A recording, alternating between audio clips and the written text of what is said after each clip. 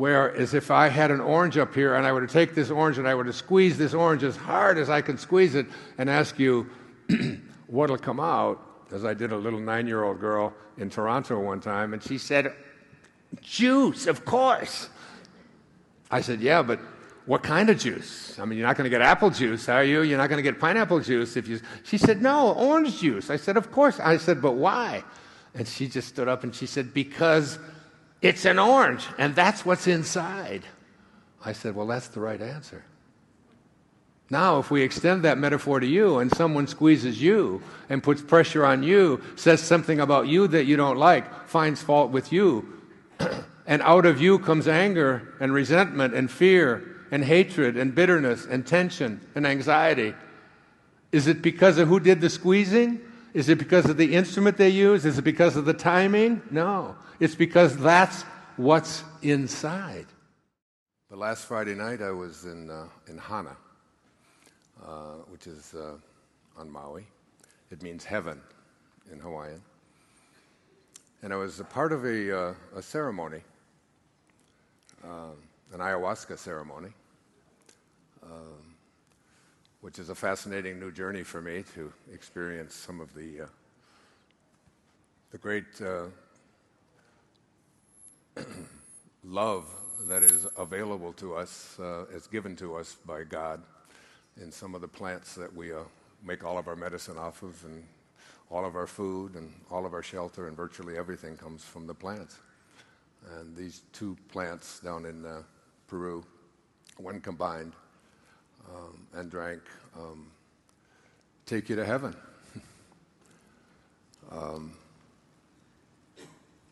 And about 3 o'clock in the morning, I went outside. This was a very spiritual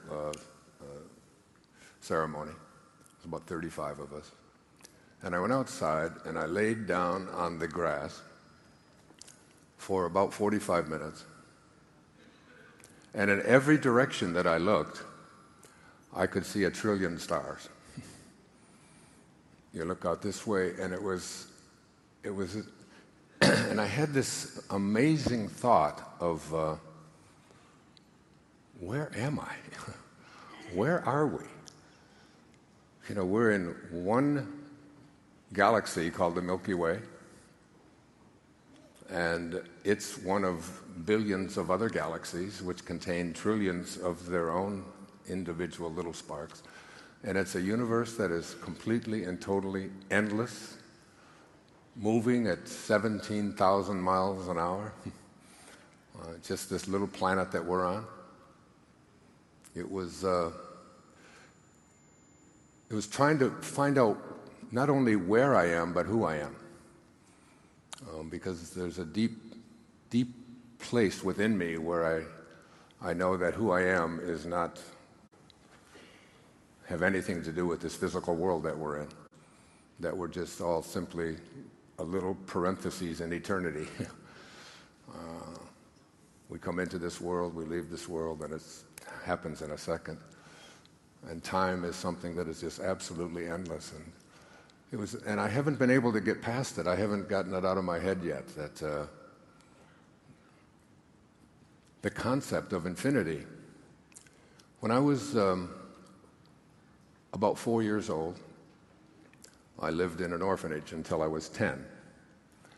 And it was out in Mount Clemens, Michigan. And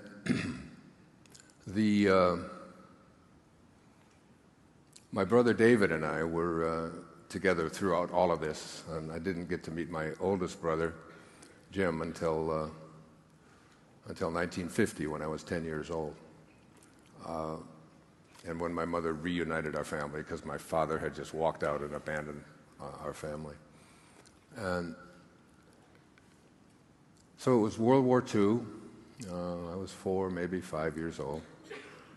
And we were sitting on the step at this home at 231 Town Hall Road, where there were some 55 of us living. And Mrs. Scarf ran this place. It was a place where people came because there was just no other way. My mother had 3 little boys under the age of 4, and she worked at Kresge's on the east side of Detroit, making $17 a week. And my father had just abandoned her and us. He was in jail for a good part of his life.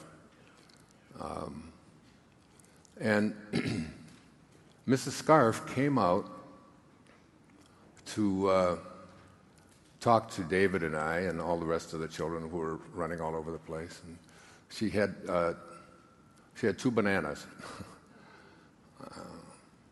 I don't even know why I'm telling this, but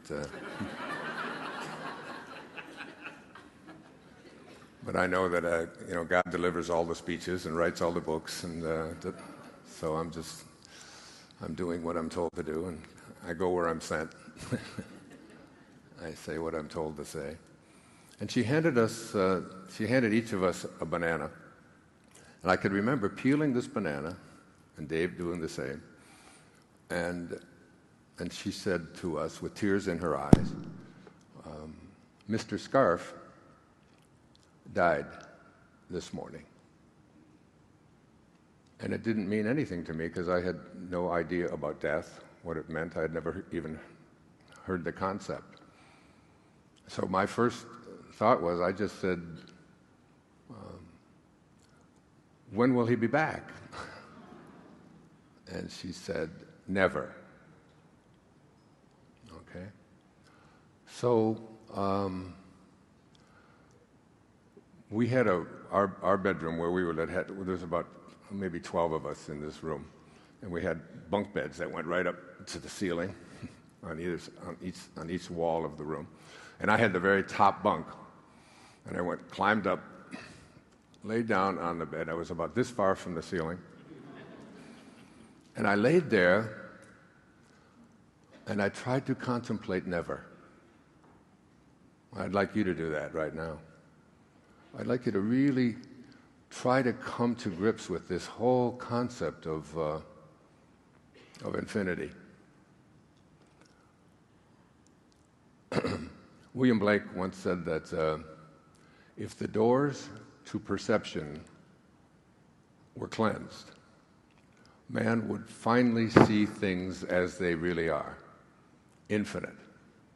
Now, Aldous Huxley took that line from William Blake and wrote a book about it called The Doors of Perception. And Jim Morrison took that term, that phrase, and named his band The Doors from that. And I have such a clear awareness of that now that I didn't have even a week ago. As I laid there on the grass in Hana, on the other side of where I live in Maui, if you've ever taken the road to Hana, you know what that's like. It's just, and looking at this infinite universe and having a recognition that all of this stuff that we believe, all of our problems, all of our struggles, all of the things that we just put so much attention on and worry about and get all upset about are on this tiny little speck amongst trillions and trillions and trillions, an infinite number. The concept of infinity just I can remember lying there on that bed and looking up at that ceiling and thinking, forever? Forever? Not 100 years, not 1,000,000 years, I can even wait 1,000,000,000 years if I have to, as long as I know there's something on the other side.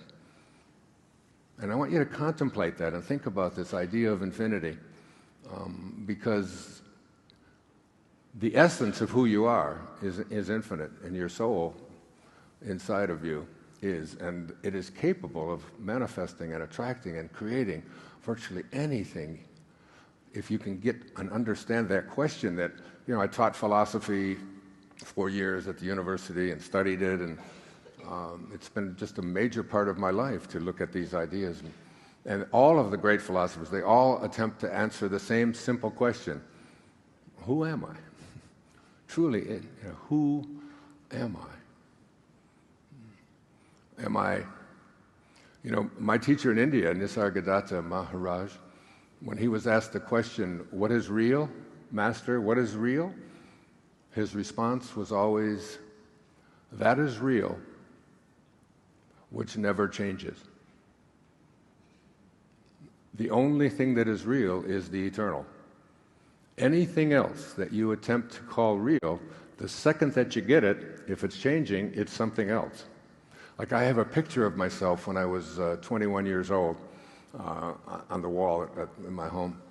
And I look at that picture, and then I look at myself. And I can't find one cell that is inside of me right now that was in that picture.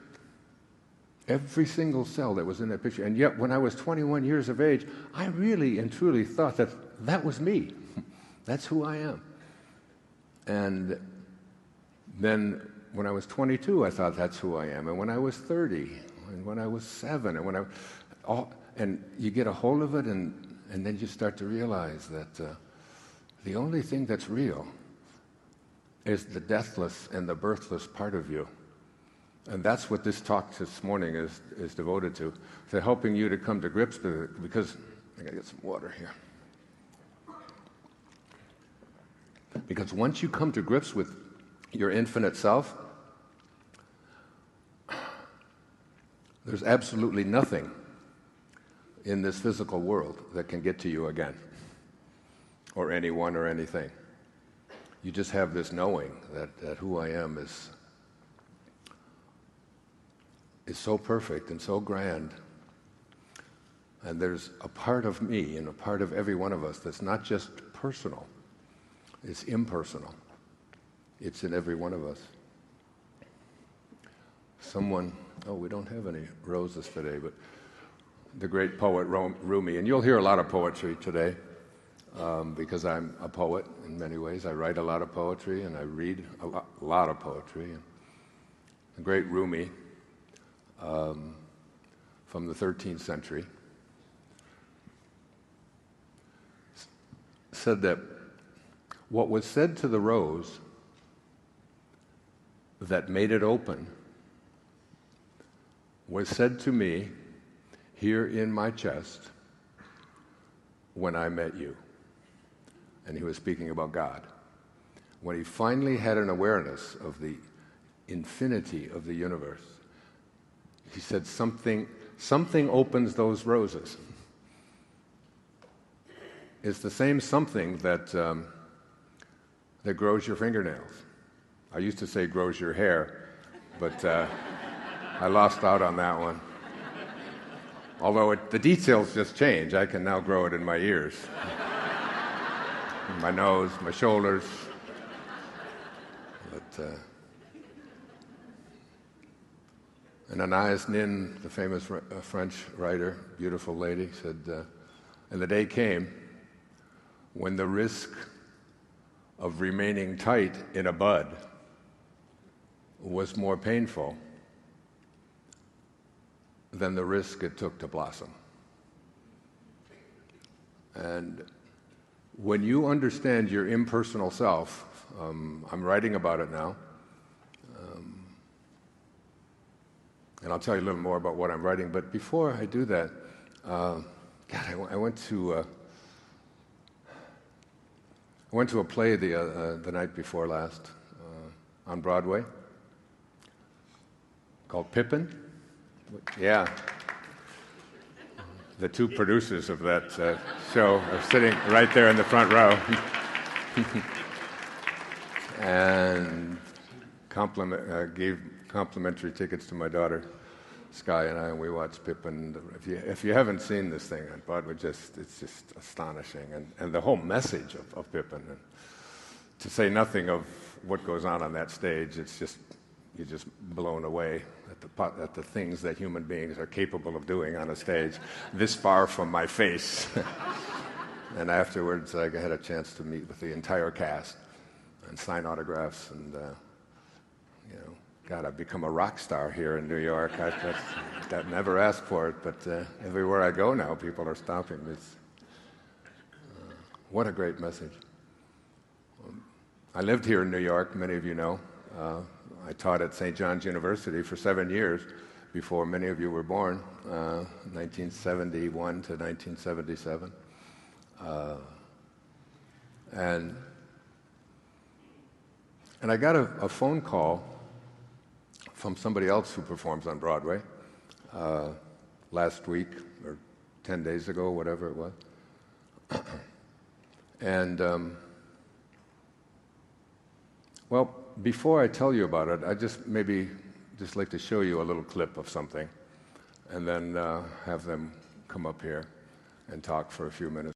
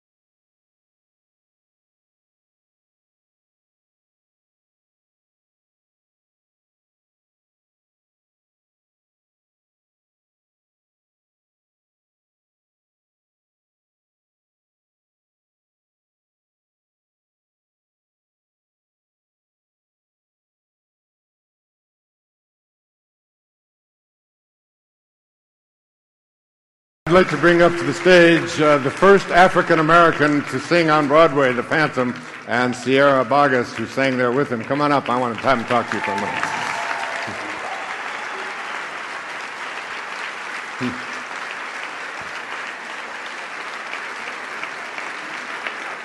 They didn't know I was doing this. The Phantom of the Opera. This is Sierra Vargas, and this is Norm Lewis, two of the most incredible singers. And I have a mic right here. Maybe you can share. Norm, why don't you tell them what you did? Well, hi, everyone. This is one of my closest friends, and I was actually her dad in The Little Mermaid. So, yeah, she was the Little Mermaid on Broadway. We did Phantom of the Opera. When I got hired to do the show, Andrew Lloyd Webber himself called her and said, "Would you be his Christine coming into the show?" And she said yes, because she's done it before. And she came out of retirement, as she says, to come to do this with me and take this journey.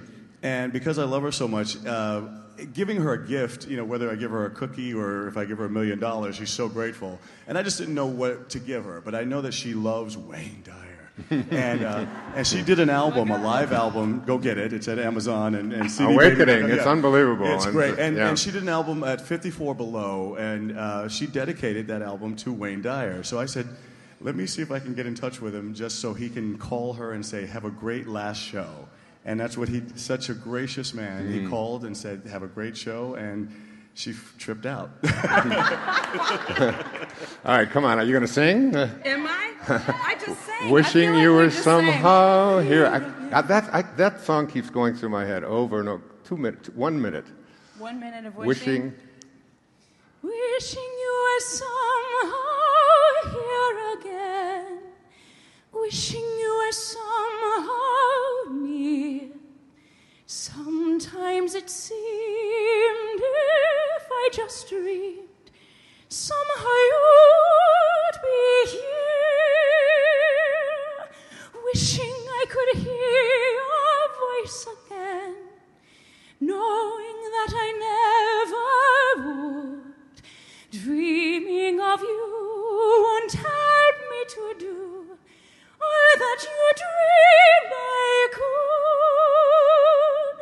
could. Woo! That's so beautiful. You are so beautiful. Thank you. And thank you, Norm. God bless you, man. God bless you. Thank you both. I'm honored to have you both Oh, here. Wow, what a voice. She had no idea I was even going to ask that. Thank you, sweetheart. Woo!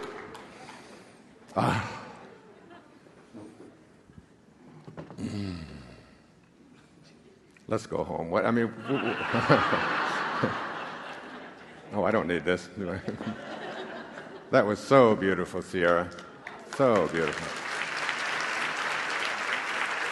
And Norm, if I had him do it, he would just blow you away too. His voice is just, you can go on YouTube and see that, but she has such a beautiful CD. It's called Awakening, and it's a concert, and she's talking about me throughout it. I just listened to it the other night. I listen to it all the time now. So. Oh, what I forgot to do, my goodness. My daughter, Tracy, who is right there, for many, many years, I had a daughter who was very successful but very unhappy. Her success was she was an executive at Best Buy out in Minneapolis. She did, made good money, had good benefits, did all kinds of wonderful things. But every day when we would talk on the phone, she would talk about something in her heart that she wanted to do. She was a designer. She wanted to create things. She's green. She's vegan. She wanted to create products that would make our planet better. And she would always say, I don't know if I can do it. I'm nervous. I'm scared. I'm not going to have the benefits. I don't know if I'm going to make enough money, take the risk. And always I would say, you have to listen to your heart. You have to come from a place inside of you that tells you this is why you're here. Because a part of the understanding infinity is an awareness that every burning desire that we have inside of us wasn't placed there by our personalities. It was placed there by the same intelligence that opens the roses. I often tell people tonight when you go to bed, just before you go to bed, I want you to look at your fingernails, and I want you to tell them not to grow. Tomorrow morning, I'm tired of having to clip them and go to, have things done. I don't want them to grow anymore. And you'll recognize that there's a power that is growing your fingernails, and that is beating your heart, and is digesting your food, and it is placing desires into your wherever. And these burning desires that are with you, that you can't seem to ignore, are something that are placed there by that same intelligence. And when you ignore it, you're really ignoring your dharma. You're ignoring what you're here for. And she's heard me. Tracy has been with me when I did my very first book tour back in 1976, organized by my dear friend Donna Gould right there. Stand up, Donna, and say hello to these people. Just wave. Come on, Donna. Without her, I wouldn't be up here today. I love you, Donna. Thank you. Thank you so much. She called the Phil Donahue Show at least 10,000 times, mentioning Wayne Dyer. 20,000. But ultimately was able to get me booked on it for 4 different times. But at any rate, Tracy decided to take the risk. She started her own company, making these bags that are made out of recycled water bottles on the inside. And Sierra, I asked her to bring one for you. It's purple. This is my favorite color. And I wanted you to have it. That's for you, sweetheart. God bless you. That's Tracy right there. And Tracy is here with her bags in the back, and I know every single one of you will want one. Daddy's helping his little girl.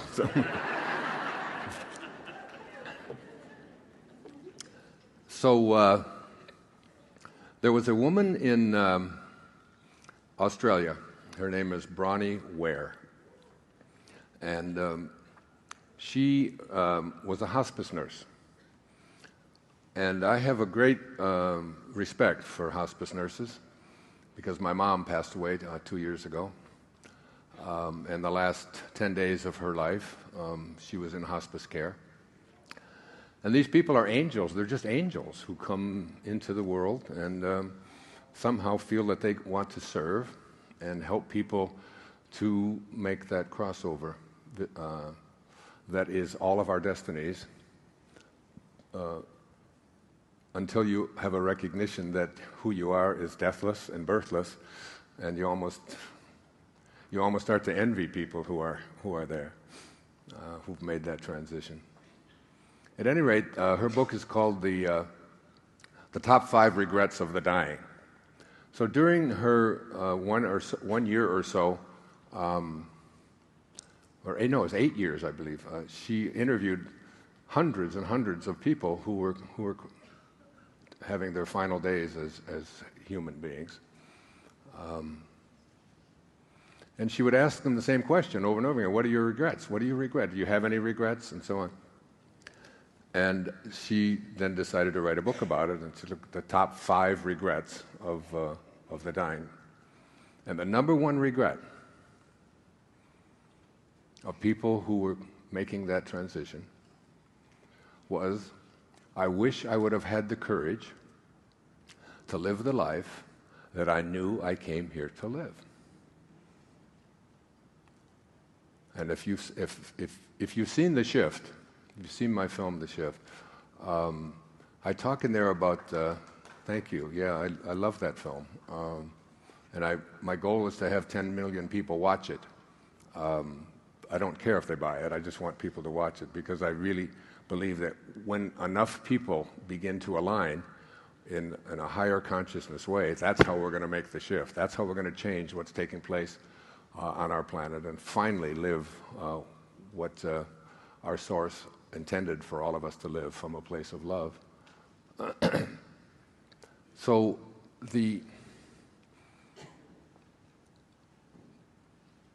in The Shift, I talk about a great teacher in my life. His name was Leo Tolstoy, and he wrote some of the greatest books in Russia. And he wrote a book while living in Tsarist Russia, where religion was pretty much outlawed. He wrote a book called "The Kingdom of Heaven is Within," which I have. It's my bathroom book. I read from it virtually every day. And he also wrote a short story, and the short story is called "The Death of Ivan Ilyich."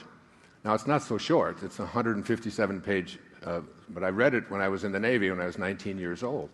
And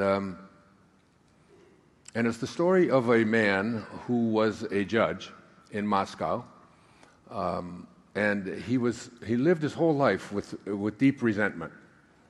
He resented mostly his wife and basically hated her. And his hate was directed towards her because he was a poet in his heart and wanted to be a poet. He wanted to write and experience, what poets do. And he every day would go to work when he was attorney, and then she pulled strings and got him into a judgeship and was sort of kind of controlling his life. And he was a commuter going back and forth doing something that he despised. And at the end of the story, he is lying there on his deathbed with his wife next to him, holding his hand. And he looks up into her eyes, and the last words of this story, which really struck me when I was 19 years old, on a ship on my way to Japan, the last words of the story were, as he looked into his wife's eyes, he said, what if my whole life has been wrong? And then he died. And I remember taking out a pad of paper and writing a note to myself. And the note said, "Dear Wayne, don't die." With your music still inside you. Don't die with your music still inside you. Like, by that time, I had already written a novel. And I'd probably written 100 essays by that time. And when I was in high school, I had probably written several hundred book reviews for my friends. And they had to pay me 25 cents each. And I would guarantee a B or higher, or they didn't have to pay. Truly. We used to have to fill out these long manila sheets and how many books that we had read, and my friends weren't into reading books, but I was. And so my music was about writing, and my music was really about what I'm doing right here, right now, in this moment, because, I live on Maui, and people from New York come to Maui. It's not the other way around. We don't, but this is my music. This is something that, if I don't do it, I don't know that I could continue to live. It's that strong. This sense of, because on June the 26th of 2012, when my whole family was coming to Maui, I had told them all that I wasn't going to write anymore, that I had done as much writing as I wanted to do. And it's just too much pressure, and I had a very serious neck injury. That's why I sit when I talk now, and because I'm just sitting there and writing and writing and writing. Because I write everything by hand with a purple pen, and I put my arm on the table, and I let the energy come through my heart and onto the page. And I told my children and everyone that it just was too much. I just didn't want to take it anymore. And you have to, when you write a book, you have to take like 500 pages and fill them.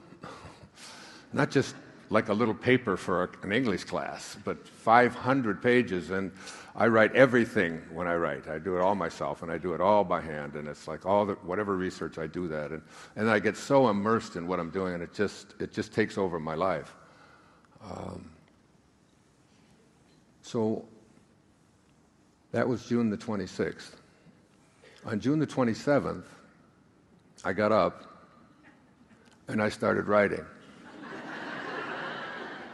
Because something inside of me was saying, if you look, I was 72 years old, as you look over your life, there have been so many things and people and events and circumstances that have turned it and twisted it and shifted it from where you were headed into, it's like U-turns and left turns and right turns, and all of a sudden something would show up, and it was just, and I just wanted, I guess before I left this earthly plane on this visit, I just wanted people to have an awareness that this isn't just something that's true for me, it's true for all of us.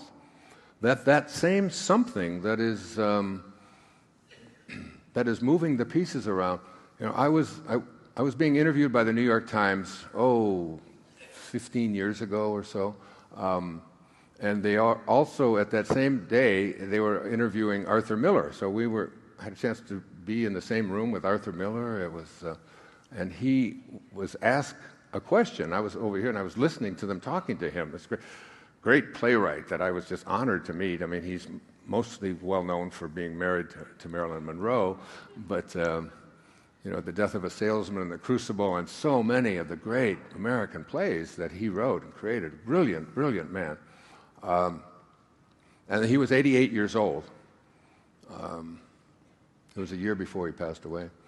And they asked him, are you working on another play? And I loved his answer. I've never forgotten it. He said, I don't know, but I probably am. And, that just really registered with me, because that really sort of defines a big part of my life. That, I thought I was in control on June the 26th, and that I was done with this whole thing. I'd written 42 books at that time. I certainly didn't have to sell any more books to prove myself and so on. And yet, there I was. And not only did I wake up the next day and write, but I wrote every single day. In fact, I have 2 places on Maui. Thank you again for the second one, as well as for the first one. And my kids come and they fill both of the places. So, and they fill an airplane. I mean, they fill a 747 too. To tell you the truth. So I had to actually go out and rent a place at a very expensive rate. And my kids will tell you what it was like that summer, because I just couldn't stop myself. There was something, it was just taking over, and it just was flowing out of me. Very much like what you heard when Sierra was up here singing. I mean, where does that come from? Where does that kind of talent and ability and awareness and so on? You can't go around and take credit for that. You just have to surrender and say, thank you. Oh my God, thank you. Every time before I speak, when I'm about to be introduced, I go through the same ritual. I repeat a line from A Course in Miracles. And it says, if you knew who walked beside you at all times on this path that you have chosen, you could never experience fear or doubt again. If you knew that, if you absolutely had a knowing about that. And whenever I finish, when I walk off and go backstage, I ask people to just leave me alone for a few minutes, because it's just a gift that was given to me.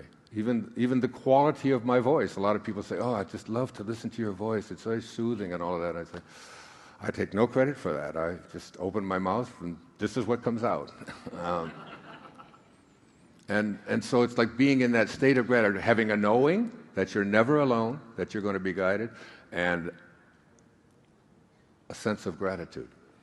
So what prompted me to do that was I was reading a book by a man named Rashad Field, who is a Sufi. And I love the Sufis. The Sufis' most famous line of the Sufis, if you don't have a temple in your heart, you'll never find your heart in a temple. It's like it's what's in here. And a lot of what I'll be speaking about today is coming from here. It's not coming from here. Like I often did this with audiences years ago. I'd ask everybody in the audience, we can do it here, everybody, just point to yourself. Everybody, just point to yourself. Look around. There's nobody doing this. And you'd think you'd do this. This is the brain, and this is it, but we don't do that. Where do we point? We point to the heart. This is who we are. And when you study the heart, which I have done, the heart itself has a brain that is picking up signals from the universe even before this brain inside of our head does. The heart is an amazing instrument. Those of you who are cardiologists and working with heart patients and so on know it. I know about the heart, a great deal about it. So, and I was reading a book by Rashad Field. It was one of a trilogy of books. It was called To Know We Are Loved. And basically what he was saying in To Know We Are Loved is that that's basically where our peace will come from. Our peace lives within us when we know we are loved. And when we doubt whether we're loved, it's the source of anxiety, it's the source of stress, and it's the source of a lot more. A lot of things that will cause us, to live very unfulfilled lives. So in that book, To Know We Are Loved, there's a man, it's a true story, and it's a man who is dying, and he knows that he is dying. And people are talking to him, and this is what he says. And while I'm reading it, this is what prompted me to write this book. I can see clearly now.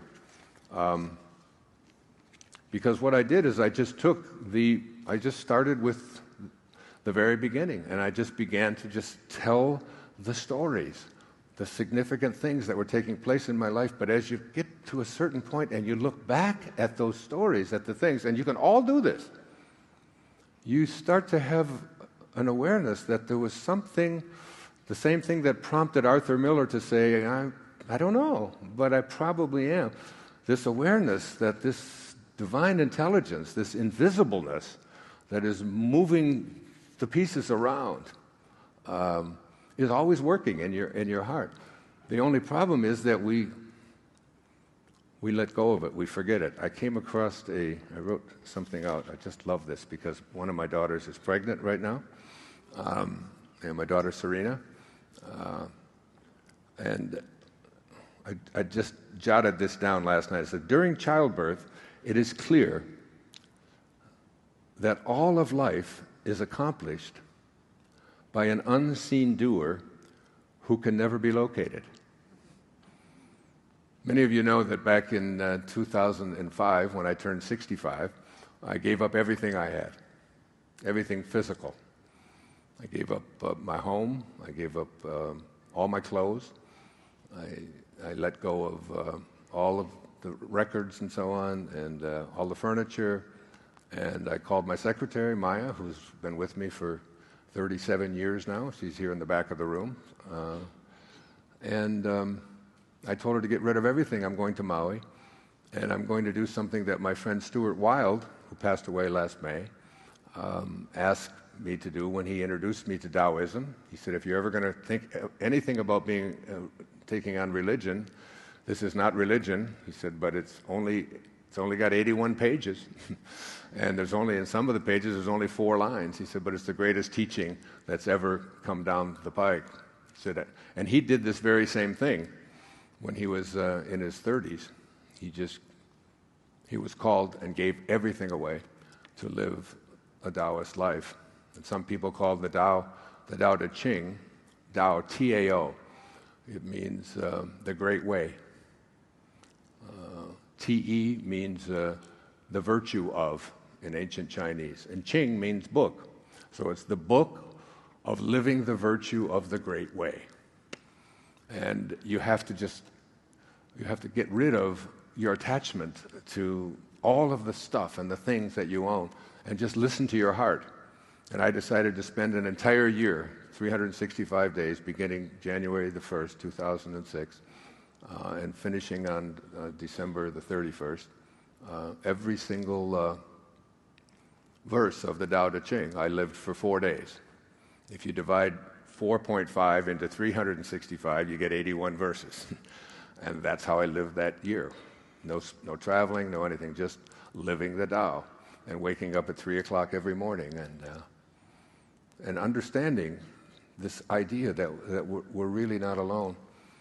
You know, I had this wonderful experience in 1989. I was able to be in the same room with the great Mother Teresa in Phoenix, Arizona. We were being interviewed on KTAR radio by my friend Bill McMahon. Not Bill McMahon. Pat McMahon. Thank you, Pat. Are you here? And Mother Teresa, I mean, she was like maybe 80 pounds. And she was staying in Phoenix at a homeless shelter. She had been invited there. And they had one room in the new homeless shelter that had carpet on it and a bed. And they had it just all made up just special for her, and she wouldn't sleep on it. She wanted a homeless person, even though it wasn't even open yet. She said, no, I don't want to sleep on this. And whenever Mother Teresa traveled and left her ashram in Calcutta, she would never eat food. She only drank water when she traveled. She wanted to feel inside what it was that the people that she was dedicating her life to serving, what they were feeling. And that was just her way of being. And Pat, who was Irish Catholic, Pat McMahon, so thrilled to have her there, his great hero. He was fawning all over her. It was embarrassing. And he said, is there anything I can do for you, Mother? Anything that I can do? And she said, no. She said, I just came to talk on your radio station about the homeless shelter that was just built and where I stayed last night. And he said, but we have 50,000 watt station here, clear channel. I could put an ad out there and we could raise so much money for your ashram and the work that you're doing. And she said, tiny little person, tiny little voice. She said, no, real thick accent. She was Albanian. She said, I really don't want you to do a commercial for me. I just want to talk about the homeless shelter. And he said, he got down on his knees, literally, he's got the headphones on, and he said, isn't there anything that I can do for you? And he was almost sobbing, and she said, she tapped him on the head. And she said, there is one thing that you can do if you want to do something for me. She said, tomorrow morning, get up at 4 a.m. and go out onto the streets of Phoenix and find someone who's living there who believes that he's alone.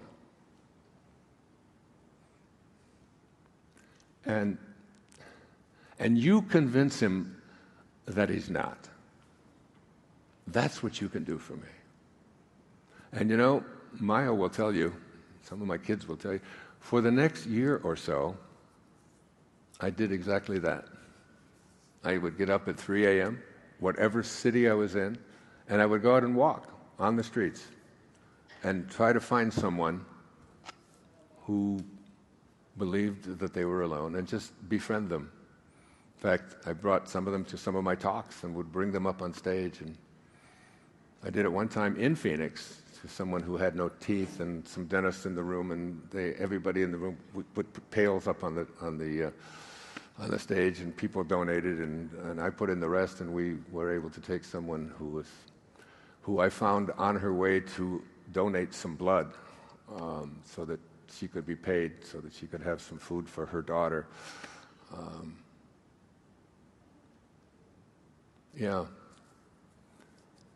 Like living the Tao, because the Tao Te Ching says something very important. It says, the Tao does nothing, but it leaves nothing undone. Now you think about that. When you think about what's growing your fingernails and what's opening those roses, what's keeping the planets in alignment and what's growing the trees and what's doing all of the things that are taking place, including every breath that you take in and every breath that you take out, and most importantly, every thought that you have and every desire that you have, and particularly every burning desire that you have. That is, those things inside of you that just won't go away, no matter how much you try to ignore them or try to push them aside.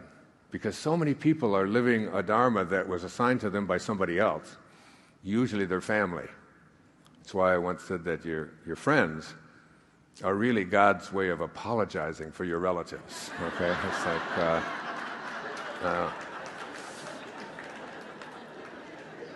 because a friend is someone before whom you can think out loud, but that's not always so true in your family who have this idea. There's this wonderful song you'll hear later. It's called "I Am Light." By the way, it's the name of my next book, "I Am Light," and it's one of the words in there. I am not the things my family did. I am not the voices in my head. I am not the brokenness inside. I am light. This morning at 4:30 a.m.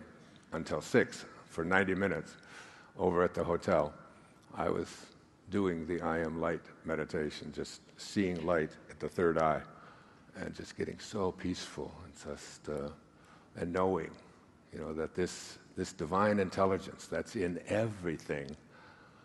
And if it's in everything, that means there's no place that it is not, which means that it has to be in you. It's what you are.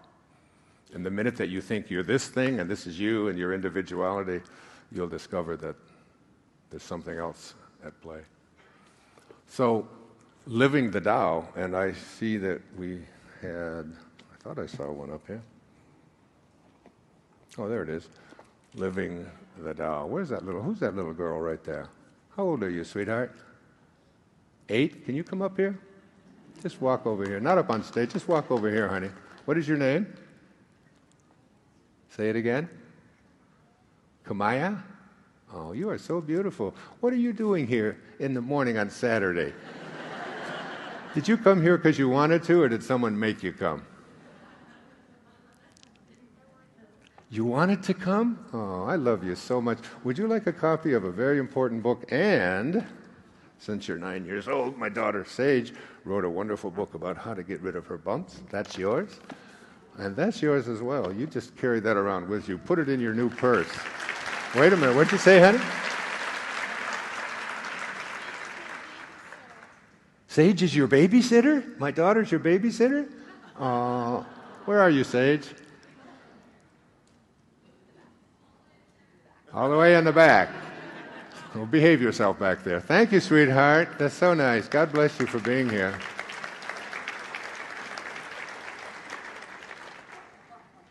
You are just too cute. That's just not possible to be that cute. You can't have that much cuteness in one body. It's just not possible.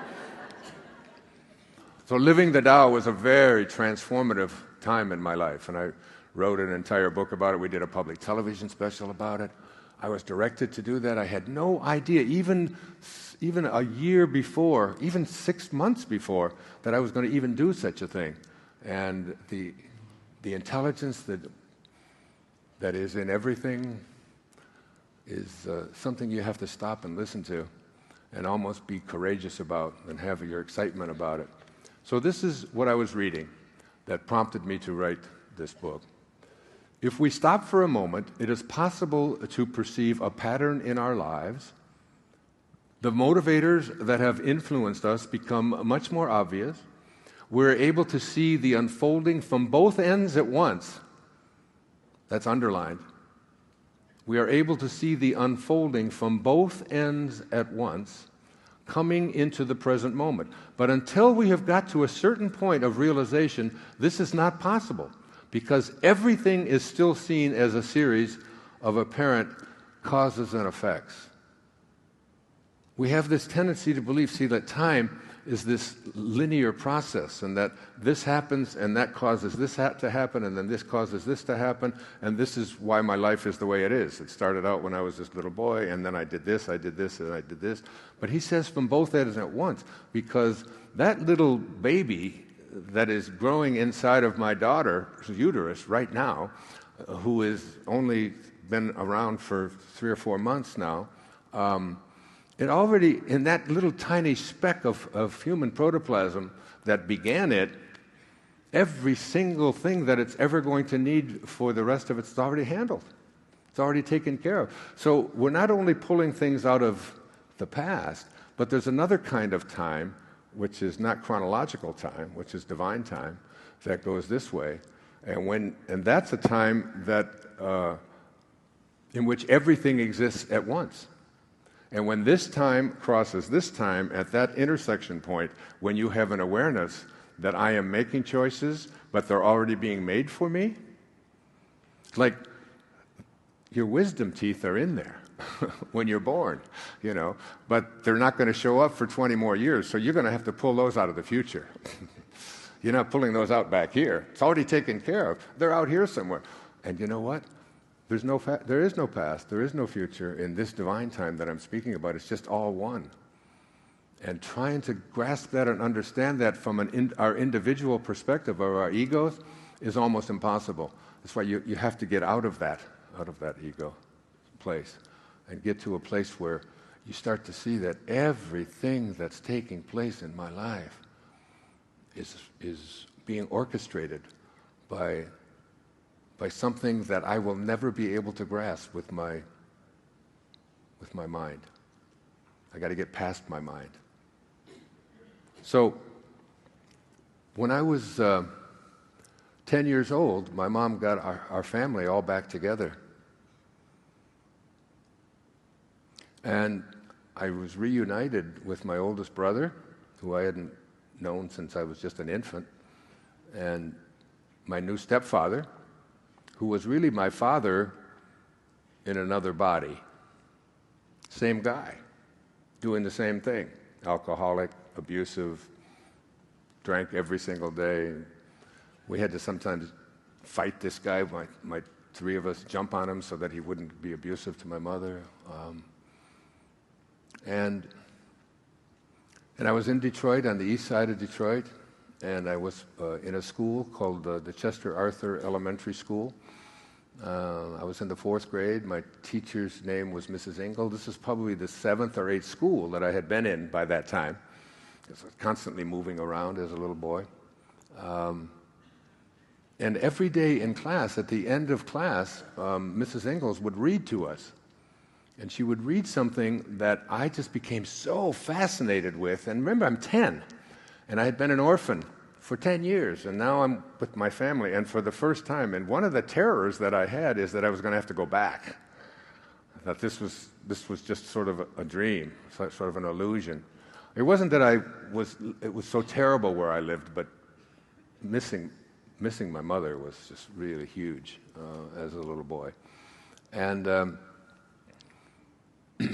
Mrs. Ingalls would read, but there were days that she wouldn't read to us, and the days that she wouldn't read to us were the days when it was too noisy. So that was our punishment. You don't get to read, you've got to do your mathematics over again, or whatever it was that you had to do. So that was her punishment, withholding the reading of this incredible book that just was blowing me away every day. So I became the enforcer in the classroom, literally. And by that I meant if anybody talked out of line or didn't raise their hand or was just, I would just literally go over and say, knock it off, I want to hear The Secret Garden. The Secret Garden, Mary Hodgkins. It was like, and basically what it was a story of an orphan, 10-year-old orphan girl named Mary, who had these 2 friends, Colin and Dickon, and one of them was just always upset and hurt and angry and so on, and the other one was just believing that inside of us we had this garden, and of course they did it metaphorically through this place that you could go into. But the book was really about the idea that inside each and every one of us there's a secret place, and when you go there and trust in it, Herman Melville wrote about it in Moby Dick. For as this appalling ocean surrounds the verdant land, so in the soul of man lies one insular Tahiti, full of peace and joy, but encompassed by all of the horrors of the half-lived life. The half-lived life. The life that so many people choose because they're living out a dharma that was assigned to them by someone or something outside of them. But inside there's this calling. And then 3 years later, my stepfather was still with us. He stayed for about 4 years. On Tuesday nights in 1953, there was a very big-time comedian had a show called the Texaco Comedy Hour, and his name was Milton Berle. And Milton Berle was like everybody watched Milton Berle on Tuesday nights. It was Mr. Tuesday Night, Mr. Comedy. And but we didn't watch Milton Berle in our home. We had a little black and white Admiral television, so really about this big around. We had to sometimes climb up on the roof. My brothers and I would climb up and move the antenna around so that we could have it come in. This little black and white television. And Tuesday nights, opposite, there were only 3 stations. And opposite that was a man who today I understand, this day, the 20th of September, is the 80-year anniversary of his ordination. His name was Bishop Fulton Sheen, who is about to become a saint in the Catholic Church. And I used to study Bishop Fulton Sheen when I was 11, 12, and 13 years of age. And I couldn't wait for that show. And guess what the name of the show was on Tuesday nights in, that was on national television? Life is Worth Living. It could be the subtitle to every one of the 44 books now that I have written. Because, by the way, not only did I write this book, but I've already written another one, and I'm working on another one. So much for my decision that I wasn't going to be doing any more writing. And I wasn't going to travel anymore either, by the way, and I was just going to, so when you think that you're in charge of all of that, just kind of remember, that what Rumi said, whatever it was that opened, the roses was said to me here in my chest. So we would watch Life is Worth Living every Tuesday night. And I used to sit there and think, this guy's giving lectures on, and he was very funny, very interesting and exciting, and the messages that he had. And I used to go back to school at Marquette Elementary, because we transferred to another school, and talk about what was on Tuesday nights. And when the Emmy was awarded for that Tuesday night show, Milton Berle didn't get it. It was given to Bishop Fulton Sheen. He got the Emmy. And they asked Milton Berle, what did he think about that? And he said, well, he had better writers, Matthew, Mark, Luke, John, I couldn't compete with that, So at least he was humble about it. But those kinds of stories, I could just go on and on. Both of those are I can see clearly now, and they're just sort of the beginning of it. And as I began to look at the course and the direction, the history of my life, it was always directed in this way. I was originally being trained to be a Jungian analyst, Carl Jung. Carl Jung passed away the year that I turned 12, in 1952. But I was studying Carl Jung, and Carl Jung, in fact, he had, this is one of his quotes. He said, from the beginning of my life, he said, I had a sense of destiny as though my life was assigned to me by fate and had to be fulfilled. This gave me an inner security, and though I could never prove it to myself, it proved itself to me. I didn't have this certainty. It had me. Now that was the guy that was so instrumental in my life, because one of the things that he said that I really want you to try to hear is, he said, at the same moment that you're a protagonist in your own life and you're making choices, at that very same moment, you're also the spear carrier or the extra in a much larger drama. He said, in essence, every single one of you are doomed to make choices. Now, just let that in. If you're doomed, you're obviously not making choices. And if you're making choices, you're obviously not doomed. But yet, this was what he said. So what I'd like to do is just take that and first of all look at your physical body and understand that in this incarnation, at this time, this is the body that you get. You're doomed. I got a Caucasian, 6'1" body with blue eyes, with all of the things that are taking place in it that I watch all the time and wonder what's next. What's it going to do next? What surprises it got for me next? And there's all kinds of them. All right. One day I find out, you got leukemia in there. I said, what? I didn't ask for that. I didn't order that. And it's like, and then, a month later, I'm with John of God, who gave me this incredible healing crystal necklace and removed leukemia from my body. And I wrote about it in Wishes Fulfilled, and it's like, I had no idea. Very much like, right here in New York City, 1976, I was living out in Huntington, Long Island, and I'm driving into the university at Grand Central and Utopia Parkway, where I drove by the other day, and the same construction crew is there.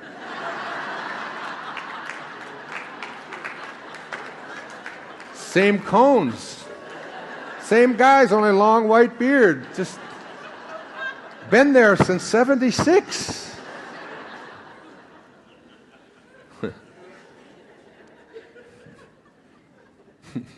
True, Kennedy's airport's still the same. It's like, so I'm driving down the freeway, and I'm about to get tenure, which is like every college professor wants tenure. What could be better than that, right? I mean, that means that you have got a guaranteed job for the rest of your life. They can't take it away from you unless you join the NFL or something and do something horrible. Sorry. Pretty outrageous about that, but that it's coming to light, it's all part of the perfection of it all. We're changing our consciousness and not allowing those kinds of things to take place anymore without putting our attention on it. Yeah. Yeah. And it's not any one person out there that's doing it. It's a shift. It's the shift. It's what the shift is about. So I'm driving my Volkswagen down the Long Island Expressway and on my way to get tenure and thinking about that. And the thought of getting tenure is like, that means I'm going to be in the same office, teaching the same classes, I remember I was on a show with Beverly Sills, the great opera singer, who had her own TV show back then. Remember, Donna? You probably booked me on that. And she had a little bracelet and with crystals, little things on it, and the letters IDTA were on it. And she was interviewing me, and I couldn't, on the air, I asked her, IDTA, why are you wearing IDTA? I see that. She said, oh, that's just a reminder, because they were asking her, why did you leave at the height of your career, the New York Metropolitan Opera, to be, do a TV show and to be an administrator to do something else? And she said, oh, I did that already. IDTA, I already did that. And something pulled me over.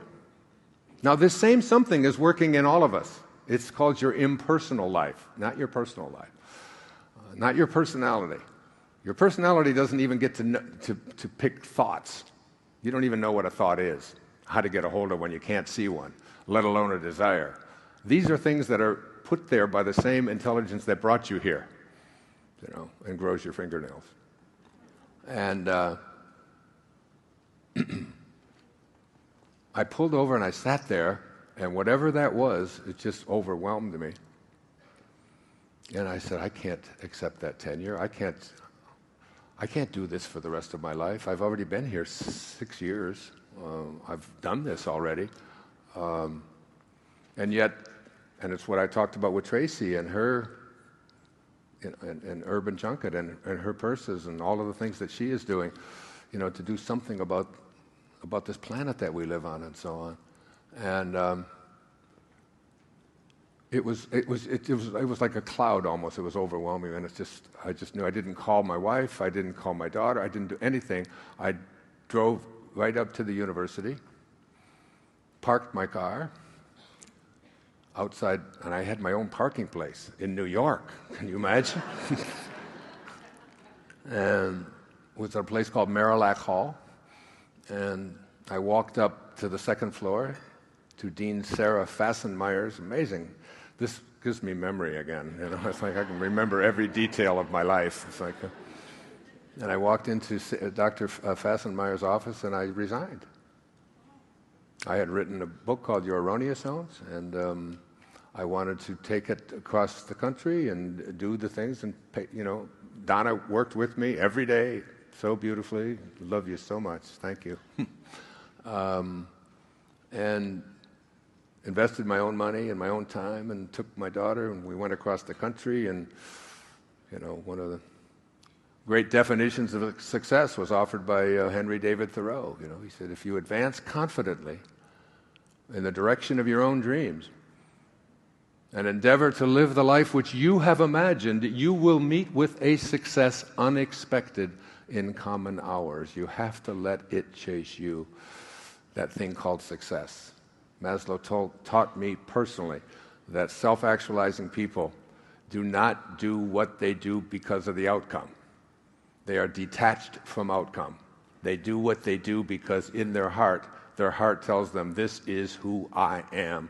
This is what I must express, and I'm independent of the good opinion of anyone else who offers their opinion to me. So, and that was a signature point in my life. Gave up tenure, a job for the rest of my life.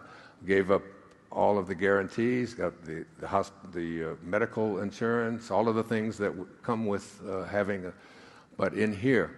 And if you read, I can see clearly now, you're reading about someone that Thoreau said, notes all over the place. I was writing all kinds of things down. Still haven't gotten to any of it yet.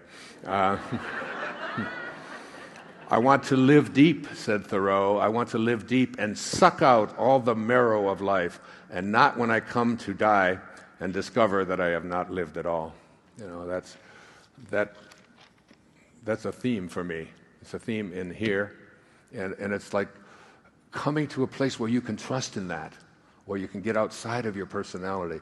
So back to Carl Jung's quote, if you understand that at the same moment that you're making choices, you're also doomed. You're given this body, and this is the body that you were given. Now, yes, you're doomed, but you're also making choices. And the choices that you make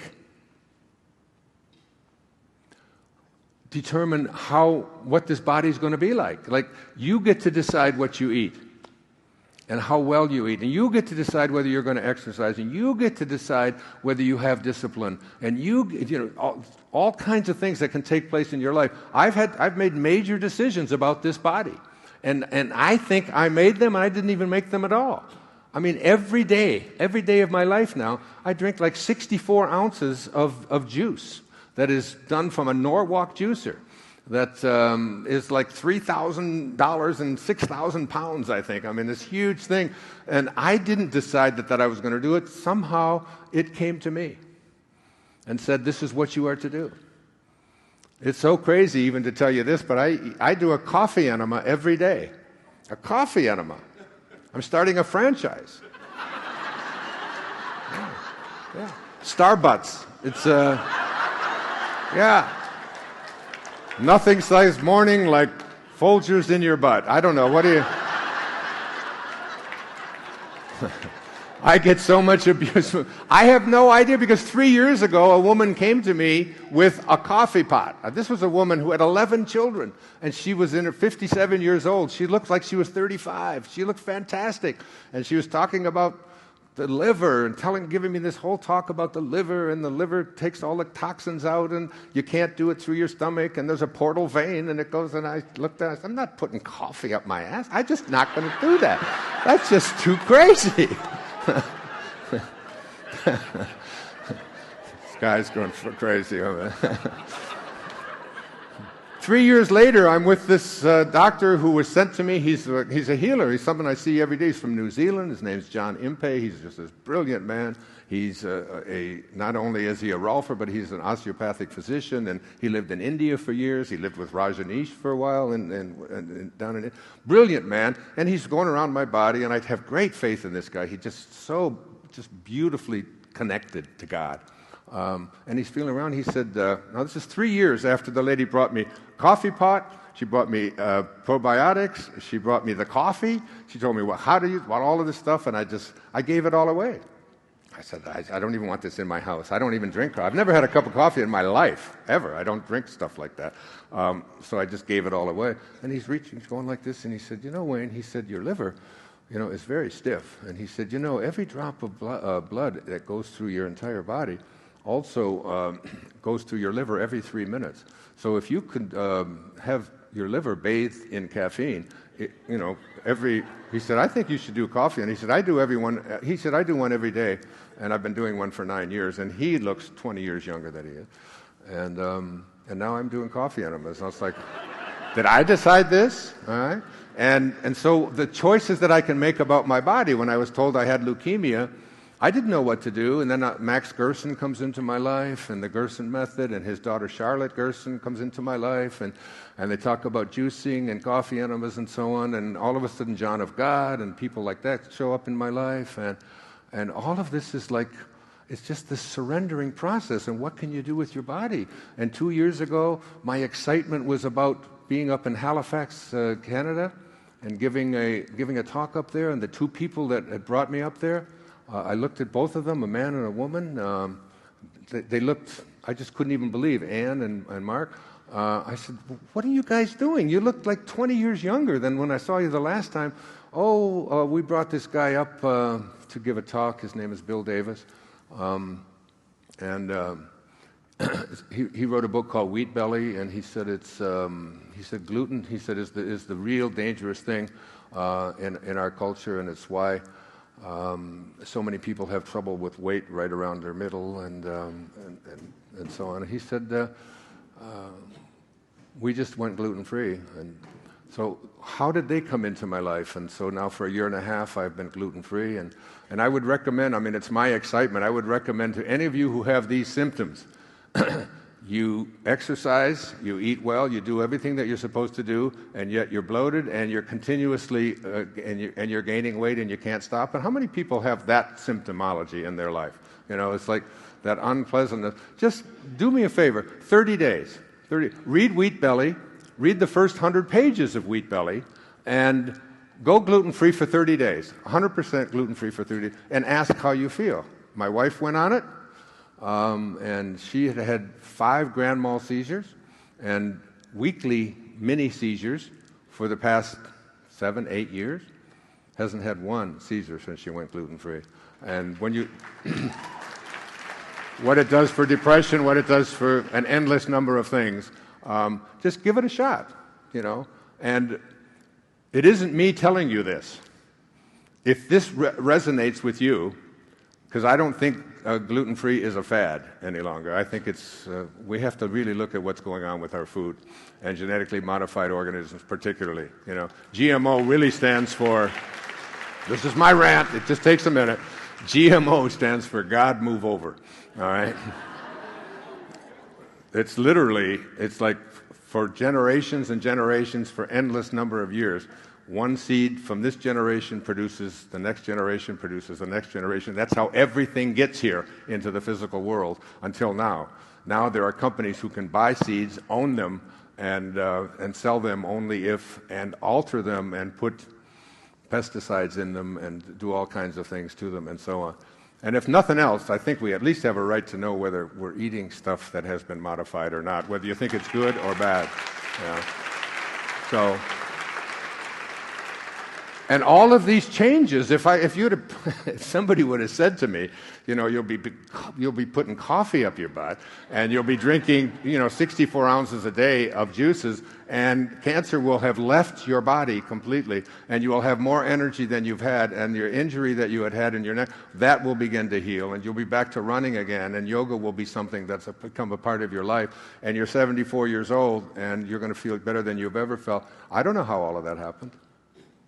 Any more than the first 5 books that I wrote, all of which were New York Times bestsellers. When I was writing I Can See Clearly Now, I went through each one of them and I looked at the index of each one of those books, and the name God, Spirit, Higher Awareness, Higher Consciousness appeared in one time in 5 books. And then in the next book that I wrote, you'll see it when you believe it, it's 39 times in the index. What happened? I didn't have a vision. I didn't have a decision to sit down and do this thing differently. And then the next book I wrote has it in the title. There's a spiritual solution to every problem, and your sacred self. And my whole life shifted from writing about psychology, what I had studied and what became so much important part of my life, shifted to an awareness that something is moving the pieces around in our lives. And especially if you're willing to surrender and if you're willing to let go and to remove the things. So in your physical body, yes, indeed, you are doomed, but you can make choices. And this body can live healthily, it can live happily, it can live, it can make a huge difference not only to yourself, you can rid yourself of all kinds of diseases and so on. My daughter Sage wrote a book called Goodbye Bumps, when she was told when she was 5 years old that you don't have to have these flatwarts on your face, when the doctor had said they'll either have to be removed or we'll have to put a medication on them. And I said to her, honey, you have another option. And your option is to talk to those bumps and send them away. That's how powerful what you have inside of you is. And it isn't even what's inside of you, it's everywhere. And she went in, and in 3 days, they were gone, and she'd had them for years, and they were getting worse. She sent them away in 3 days and wrote a children's book about it, and now is a master's student at NYU. Where are you, Seiji? You still in the back? Anyway, I'm so proud of her, I can't even begin to tell you. So, that's the preamble, all right? We also have the same options in the rest of our life, with everything that is taking place in our life. The reality of the infinite is so terrifying to the flimsy illusion of the finite self. The individual person, we can't even grasp the experience of the absence of our individuality and to know that who we are is God. That deep within us, this intelligence, this I am presence, it's in every single one of us. You know, when Moses was on Mount Sinai and he was speaking to God in the form of a burning bush that was not being consumed, this is all in the Torah, first 5 books of the Old Testament, Exodus 3:18. And God is speaking and telling him to free his people. And Moses is questioning this, and I don't know how that's possible, you know, and who is this that I'm talking to? I'm paraphrasing, all right? and who am I speaking to? What is your name? And in the only place in all of the spiritual literature, the name of the source from which we all originate, to which we all return, is given. And he is told, you are to go and free your people. And if they question and ask who is sending you, my name is I am that I am, and that shall be my name for all future generations. That is my name. I am. Every single time that you use the term I am, you are using the name of God, which is what you are. That invisible intelligence that is digesting your food and causing you to breathe and opening and closing your lungs and growing your fingernails and growing your hair and doing all the things that you can just watch and observe as this physical being is all being taken care of by whatever you want to call this divine force. The opening lines of the Tao Te Ching say the Tao that can be named is not the Tao. T-A-O, the Tao. It is not the Tao. So it doesn't matter what we call this name, divine mind, God, Krishna, Buddha, it makes no difference what we call it. It's in every one of us. And if you have trouble believing that in the Old Testament, just read Psalms 82. You know, you are all children of the Most High. You are all God's. Quote Jesus in the book of John, is it not written in your laws that I have said you are God's? Philippians, St. Paul speaking to the people of Philippia, have in you the same mind as Christ Jesus, who being in the form of God, did not consider it robbery to be equal with God. This is not a, I am God and I'm better than everybody else. This is the divine, invisible, formless intelligence that makes everything in this universe work and move from the formless to the form is within us. We have instead taken on this thing called an ego. And this ego is this false self, this belief in ourselves that who we are is what we have, and who we are is what we accumulate, and who we are is what we do, and who we are is separate from everyone else. And we believe in this, and we hang on to this, and we raise our children to believe in this, and you've been raised on it. This whole idea that you are something that is in this physical world, but as the great teachers always say, that is real, which never changes. If it's changing, it's not real. That means your body. That means everything that you own. Everything that materializes, dematerializes. So now we take the same thing that we can do with our body, which is the idea of making it as strong and healthy and listening and allowing. When John of God came into my life, I mean, what it did, and the Course in Miracles says it's either fear or love. And everything that is fear cannot be love. And everything that is love cannot be fear. John of God didn't perform through those entities, perform some fantastic miracle on me. What those entities did to me on the 28th of April, 3 years ago, was they took the fear out and they replaced, and all that was left, when you remove fear, the only thing that's left is love. That's all there is. And the love just took over. I came out of my room after had what they call the removal of the sutures. I can't go into all. It's all written out in Wishes Fulfilled. I came out that morning, and two of my children were there, Serena and Sands. Is Sands here? No? I've got kids everywhere. He's in New York. I looked at them. I hadn't eaten for a week because I was told you had surgery, and surgery. The guy was in Brazil, and I'm in Maui. Come on. I had some skepticism about that. I had a medical doctor down there who had told me, she called me, Raina Piskova, medical doctor, ophthalmologist, and she said, you know, you've just had surgery. And it's no different than if you've had your spleen removed. I said, I didn't feel anything. It was just, I did everything that I was supposed to do. I dressed in white. I ate whatever I was supposed to, drank the water. I did all of the things. I came out, and I said, I'm going for a walk. She said, I wouldn't do it. I said, I am. And I got about 100 yards, and I collapsed. My kids helped me come back. And for the next week, I was in bed. I hardly ate anything, just a little soup and so on for a week. And then I had what's called the removal of the sutures. And that was a full night. That was a night I will never forget in my life. And when I came out, I was a different person. I looked at my children, and they just looked so adorable to me. I just loved them so much. I can't even describe the love that I felt for them.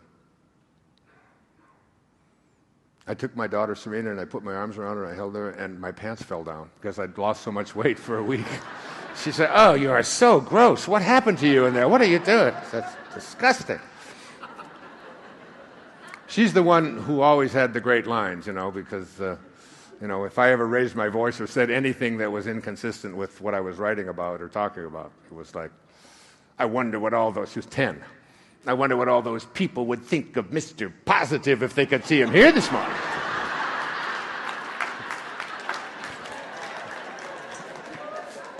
Turns to her sister, Sky, would you buy a book from someone who yells at his 10-year-old daughter? That's ridiculous. People don't even have a life. What's wrong with them? Best line I ever heard from my children ever was my daughter Summer. When she was 13, Serena was 11, and they were all sitting around the table, and we had to get ready for school, and I had to drive them all. We had 5 kids in 8 years, and 5 of them were in the same school, pre-K to grade 8. Getting them all ready, and Summer looks over at Serena. It's like 6:30 in the morning. Said, so, if you didn't have any feet, would you wear shoes? And Serena looked at her and said, that's the most ridiculous thing. Don't even talk to me. What do you mean if I didn't have any feet, would I wear shoes? That's so stupid. What are you saying? Go away. Summer said, hey, don't yell at me. I was just wondering why you're wearing that bra. That's all. So I wrote that one down because it always gets a laugh. It always gets a laugh.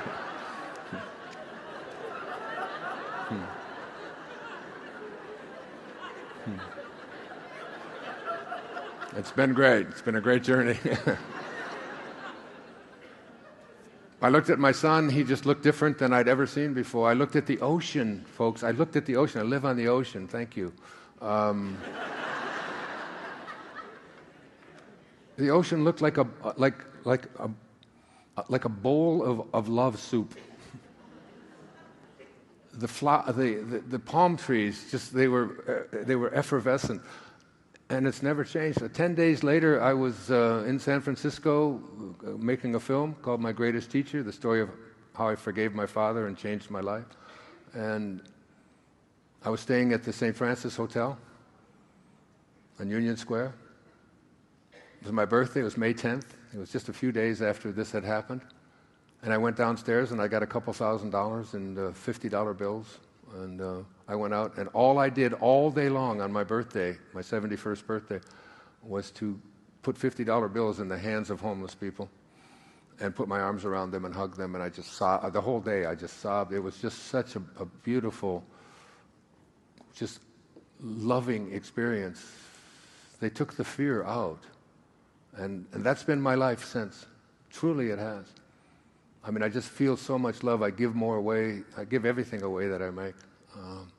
The government sees to it that I don't have any problem with that. I give half of it to them.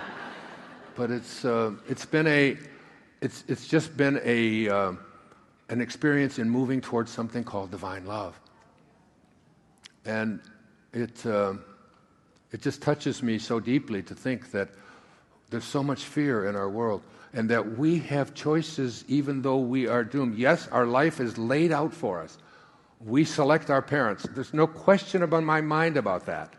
If you follow my Facebook page, I put something on there about a week ago about a little boy that I with almost every day. He's 18 months old, and he only speaks one word at a time. But his mom, who is my personal assistant on Maui, she said to him, "What is God like?" Because I had told her about the quote from William Wordsworth. Our birth, said Wordsworth, our birth is but a sleep and a forgetting. Heaven lies about us in our infancy. If you want to do an experiment, if you've got little children under the age of 2, 3 in that area, talk to them about God. Ask them what it's like. So she asked him, she did that. She just one morning said, "What is God like?" And this little boy just put his hands up like this, and she said, "Well, what is his name? What is he like?" And he said, "Light." He had never said the word before. So I put his picture, I put it on my Facebook page. We got 2,600 responses from people around the world of people who had told stories about their little children having remembrances of God, a knowing about having picked their parents. I remember saying to Serena one time when she was yelling at me about the way I was parenting, I said, "Look, if you don't like the way I parent, it's just the best I can do, then you shouldn't be mad at me, you should be mad at yourself." She said, "Why?" I said, "Because you picked me to be your father, and if you didn't like what you were picking, you should have picked someone else. I don't want to hear your shit anymore." You know, it's like...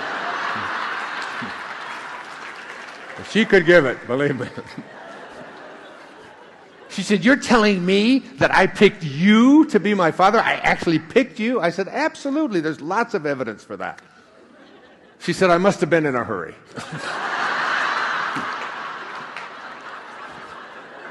I said, "Well, when you're making important decisions like that, then you should take your time, you know. But don't be blaming me. I'm just doing what I know how to do." So anyway, all of these things came back, you know, and so I started recording. They're so beautiful, so incredible. What people have said that Dee, the woman the mother of Marcus, the little boy that. She's pregnant now also, so it's like, so she's really having an awareness of what is happening within her, you know, about the divinity, you know, the intelligence. During childbirth, it's clear that all of life is accomplished by an unseen doer that can never be located. It's non-local. This intelligence that is bringing life, that brought you in, and is doing everything for you. You've got to get so in tune with that. That's what the essence of what I'm speaking about here is. It's that we not only can make choices while being doomed about what our body is like, but we can make choices about what our entire life is like. And it's all been laid out for us. But we have course corrections that we can make along the way. And the questions are, how willing are you to listen? Like, if you read this, you'll see that I am a person who has always been willing. Donna will tell you that. I've got an interview. I mean, I would do 14, 15 interviews a day. I would stay up all night. I stayed up all night with Long John Nebel and Candy Jones on WOR, was it? WOR? Yeah, I did it many, many times while he had prostate cancer. He was almost dying, and he would turn the show over to me. And the next day, my books were sold out all over the New York metropolitan area. It was like the willingness. There's something inside. You don't want to listen to your ego. Here's Tagore, the great Rabindranath Tagore, who wrote a collection of poetry called the Gitanjali in 1927 and won the Nobel Prize for it, for literature. Talking about the ego. He said, I went out alone on my way to my tryst, but who is this me in the dark? I step aside to avoid his presence, but I escape him not. He makes the dust rise from the earth with his swagger. He adds his loud voice to every word I utter. He is my own little self, my Lord. He knows no shame. But I am ashamed to come to thy door in his company. That inner ego of ours, which so dominates our lives. And we forget that all of these burning desires, all of these things that we know inside, this is my essence, this is what I'm here for, they had nothing to do with your personality. Your personality is dictated by your senses. Your eyes, your ears, what you can taste, what you can touch, what you can feel, what you can hear. And that's just a smidgen of what your reality is. You not only determine what your willingness, but how determined are you? How much determination do you have inside to fulfill what is your calling? What is it that excites you? What makes you just inside say, this is what I know I'm here for? What makes you feel good? If you call my cell phone, which you're not going to get, but if you do, the answer machine will say, this is Wayne Dyer that you reached, and I want to feel good. And if your message is designed to do anything other than that, you reached the wrong number. I suggest you call Dr. Phil. That's what it says. What makes you feel good? What gives you enthusiasm? Entheos, God. Yasm, within, the God within. Enthusiasm in Greek.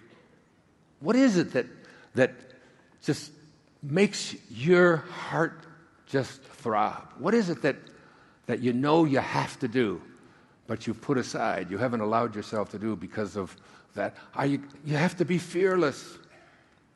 You have to let fear go. Fear. Is Anita here? Anita Morjani? She's going to be speaking. I just love Anita. I mean, the Dying to Be Me is truly a modern classic. I wrote the foreword to it. I found that book from something that came to me on the internet. And her story is beyond anything. I mean, she was dying. She had just hours to go. And now she's cancer-free, lecturing all over the world. It's an amazing, don't miss her. Don't miss her. Fearlessness. And how much compassion do you have, not only for others, but for yourself, but most of all, love, divine love. There's many different kinds of love. There's human love, which is a love that changes and varies. I love you today, not so much tomorrow. Well, and certainly not yesterday when you forgot my birthday and you didn't do that. And it varies. It's stronger some days and not as strong the others. It's like that's human love. There's another kind of love that's called spiritual love, which is a love that never changes, but it does vary. It's the love we have for our family, for our children particularly, and our parents, and so on. You just love them no matter what they do or what mistakes they make or whatever. You can't take your love away from me. You just can't. But it varies. Oh, it varies. With your children particularly, it varies. But it never changes. That's spiritual love. The love I want to address for the rest of the time I have this morning is something called divine love. This is a love that never changes. This is a love that never varies. This is a love like the love that our source has for us. The great Hafiz the Middle Eastern poet, even after all this time, the sun never says to the earth, "You owe me." Just think what a love like that can do. It lights up the whole world. A love that asks nothing back. That's the love our source places in our hearts when we go from nowhere to now here and then back to nowhere. It's all spelled the same. It's all Nowhere. Just a question of spacing. It's the love of God. And that love is a love that I was on a tour. I was in Turkey. I took a group of people to the Mediterranean, and one of the stops was in Istanbul, and then from there we went to Ephesus in Turkey. Ephesus is the place in Turkey where the mother of Jesus lived the last 37 years of her life. And I was to give a lecture there, outside this beautiful home that has been reconstituted, and in this ancient city in Turkey, where when Jesus was being crucified, he said to John, "Please make sure that my mother is taken care of," and this is where she went. Now, this is all whatever way we have of documenting those things. All the documents point to this, and they show you all the research. And I was to give a lecture there. It was on the 805th anniversary of the birth of Rumi. So I was talking about Rumi and our spiritual ancestors. There she is. Hi, sweetheart. And we had to stop. We had 10 buses with 30 some people. It was 350 people, and we stopped in Turkey. It was in September the 30th. It was very, very hot, and we all had to do bathroom break. And I went to the men's room in there, and the women all went lined up. But they had this place where it was just like this gigantic urinal where you would go in, and there was a man in there who from Turkey who was passing out little pieces of paper for us to dry our hands. And the old thing came in to that's just part of the subconscious programming, which we really have to work at getting rid of. And we do it by not just thinking different, but by changing our behaviors. And as he was about to, first of all, I didn't want him to touch me. The place, you can imagine how lovely it was in this place. It was in very, very 90-some degrees and out in the desert, and and as he was handing me this, I just sort of blanched back, and then I had this thought go through my head: oh my God, there's always somebody trying to make a tip, and there's always somebody trying to make money, and here we are again. Even in Turkey, I have to put up with this, and I don't want it. It's like that stuff that I've carried around inside of me, that non-divine love kind of thinking. That's just, I love you, but stay away from me, and then I leave, and I'm about halfway back to give a lecture that they got cameras all set up, and it's outside the home of the mother of Jesus, where she lived, and I've got these thoughts swirling around in my head, these real spiritual thoughts about I don't want that man to touch me, and everybody wants to make money, and it's a whole rip-off world, blah, blah, blah. All these crazy thoughts going through my head as I'm about to lecture at the home of the mother of Jesus on living a divine and spiritual life. So I go back.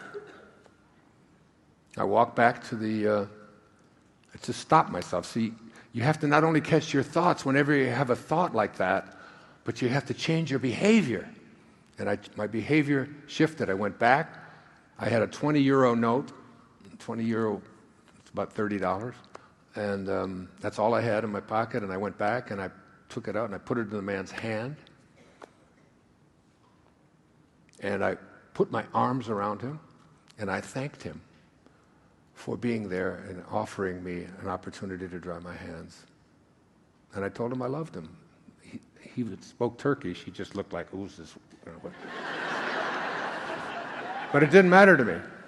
That wasn't what it was about. It was about catching yourself and coming from a place of divine love for everyone, no matter who it is that you encounter at any time in your life.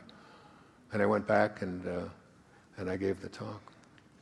And then right after that, my daughter, Serena, who was there with me, and who's just written a book, which is incredible. Guess what it's called?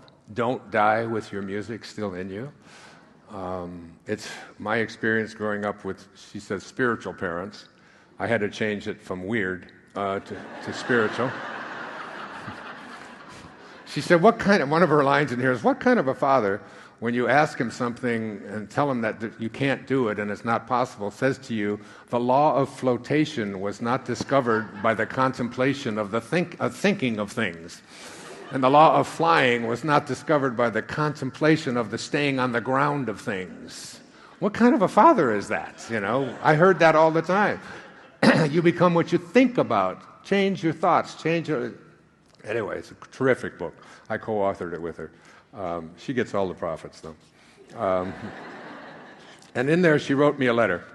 And I just want to share this letter with you because my friend Alex Woodard, who's written some wonderful books called For the Sender, and he's going to come up with my daughter Sky and sing a song, so I have a little break and then come back for the last half hour or so.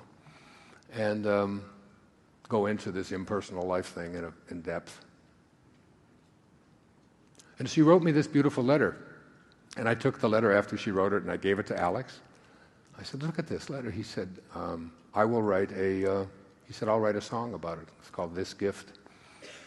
And when she was married on July the 1st, this is the song that I danced to her with when the father-daughter dance at the wedding. So you'll hear it in just a moment. But this is the letter. It says, Dear Dad, today I sat behind you in Ephesus, Turkey, while you gave a lecture to a few hundred people who had traveled from all over the world to hear you speak. I was overcome with emotion as I saw you standing there fulfilling your dharma while touching the lives of so many. I know you as my father, but you have always been a teacher to me as well. You have taught me that the solutions to all of life's problems are inside of me, and that I only had to go within, be silent and present, and know that all is well. You never told me how to live or what to think or what to believe in. Instead, you showed me how to make each step a prayer and each word a word of love. You taught me about Rumi, St. Francis, Hafiz, Jesus, Buddha, Krishna, Muhammad, Saint Germain, Neville, and so many others. You taught me to believe in magic and miracles, and you showed me how to be in awe of the awesome world we live in. Since the time I was brought into this world, I knew that I was safe to be exactly as I was, and that whoever I was a perfect creation of God. You told me that I was God, and that it was God that looked out from behind my eyes. I learned from you that I was the master of my own fate, the creator of my own destiny. Of all the lessons I have learned from you, the thing that hit me the hardest was when you said that I am God. Could I really be a spark of God, a perfect creation put here on earth with a purpose? You say this all the time. But I've always struggled with it, especially since school and society were telling me something very different. I doubted myself. I felt inferior, and I worried that I needed to apologize to something for even contemplating this idea. I have felt unworthy, undeserving, and unsure. Although you gave me great tools, I still had to figure out how to use them on my own. Now I understand that God is love. God is beauty. God is truth. You told me I came from an infinite space of perfection and that I will return to it one day, too. Slowly, I'm beginning to understand. People love you so much, and yet, to me, you've always been just Dad. You drove me to school each morning, you taught me how to swim and to ride a bike, you read me stories, and you came to all my plays. As I've grown, you've encouraged me to trust my inner callings and go after whatever it is that excites me. You believe in me, Dad, and I love you so much for that. What do you say to someone who gave you life and then showed you how to live it? You say, thank you. Thank you. Thank you.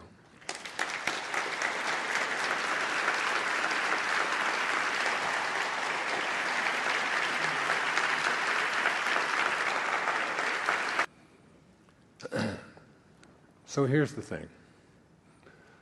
We come into this world and we're raised to be ordinary. We're raised to get along, we're raised to fit in, we're raised to be good citizens, we're raised to pay our bills,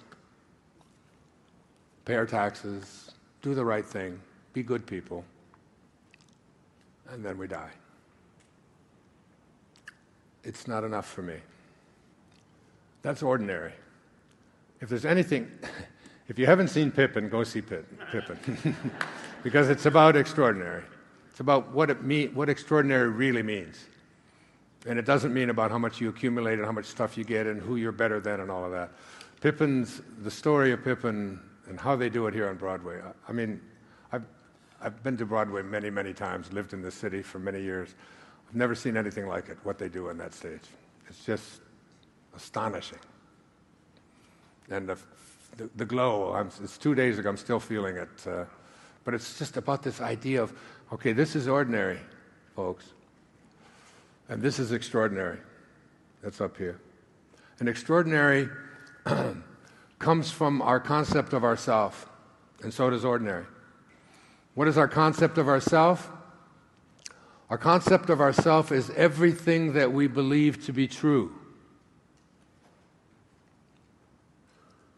And in order to be able to see everything that if you're living at an ordinary level of consciousness here, then you got there by everything that you believe to be true. In order to get from here to here, you have to literally change things that you have believed to be true. And for most people, like 1 in a million or maybe a few 100,000, they're not willing to do that. Just the idea of it means you got to change things. You know, Mark Twain once said, "It isn't the things that you that you don't know that get you into trouble. It's the things that you know for sure that just ain't so that gets you into trouble." And so many people believe things to be true that just ain't so. They just don't have an awareness inside of them that they have a capacity to move to this level of consciousness. Back in 1978, after I had written 2 books, Erroneous Zones and Pulling Your Own Strings, and they had remarkable success, I was invited to go to Vienna, Austria, to speak to a group of people called YPO, Young Presidents Organization. It was the same day that I left. The next day was May the 8th, 2 days before my birthday, remember it well. I spoke, right around the corner where I'm staying, at Carnegie Hall. Because it was just something I wanted to do. I just said, we're going to rent Carnegie Hall and see who comes. And I write about that, and I can see clearly now. It was just one of those dreams, to walk out onto that stage with all of those balconies and just do what I'm doing now, only at Carnegie Hall. The next day I left for Vienna. And I didn't know what I was going to do. I just know that it was an unpaid thing to do, but it was an amazing opportunity to be in Vienna for a week. And it's called a university, and you speak to presidents of companies. You had to be under the age of 50 to be the president of a company. And so I went there. One of the people that I spoke with there was on the same program with me was the Vice President of the United States. I mean, it was a very prestigious group. It was Walter Mondale at that time. And they put me on a panel. And the panel that I sat on to speak to these 500 or so presidents was Virginia Satir, who was a family therapist, very well known. I was honored to be on the same panel with her. But they also put me on a panel with someone who was an idol of mine. When I had now left the university, but when I was a doctoral student back in Michigan, I read his books. I made all of my students read them. When I taught at St. John's, every student, and there's probably some of my students from St. John's here in the audience, there usually are, required reading was his book. And I was so humbled and so honored because the only reason I was there is I'd written a couple of books that just turned out to be huge bestsellers, and my name was known. I was appearing on The Tonight Show regularly and things like that, and they asked if I would come. And so, but the man who sat on the panel with me, his name was Viktor Frankl, and he wrote a book called Man's Search for Meaning, which if you haven't read it, all my children have read it. Logotherapy, meaning, finding meaning in your life. In 1939, he was taken from his home in Vienna. He was a medical doctor, a psychiatrist, and he was put into a concentration camp, a place called Auschwitz, and later in Dachau. Both are places that I visited because of my awareness of Dr. Frankl. Everyone in his family, except one sister who emigrated to Australia, was killed at Auschwitz. Everything that he owned was taken from him. And all of this took place between 1940 and 1943 when I was on this planet, when we were putting human beings into ovens. Such was the level of our consciousness at that time in our world. And I just sat next to him. I was just in awe that I was even on the same stage with him, talking to him.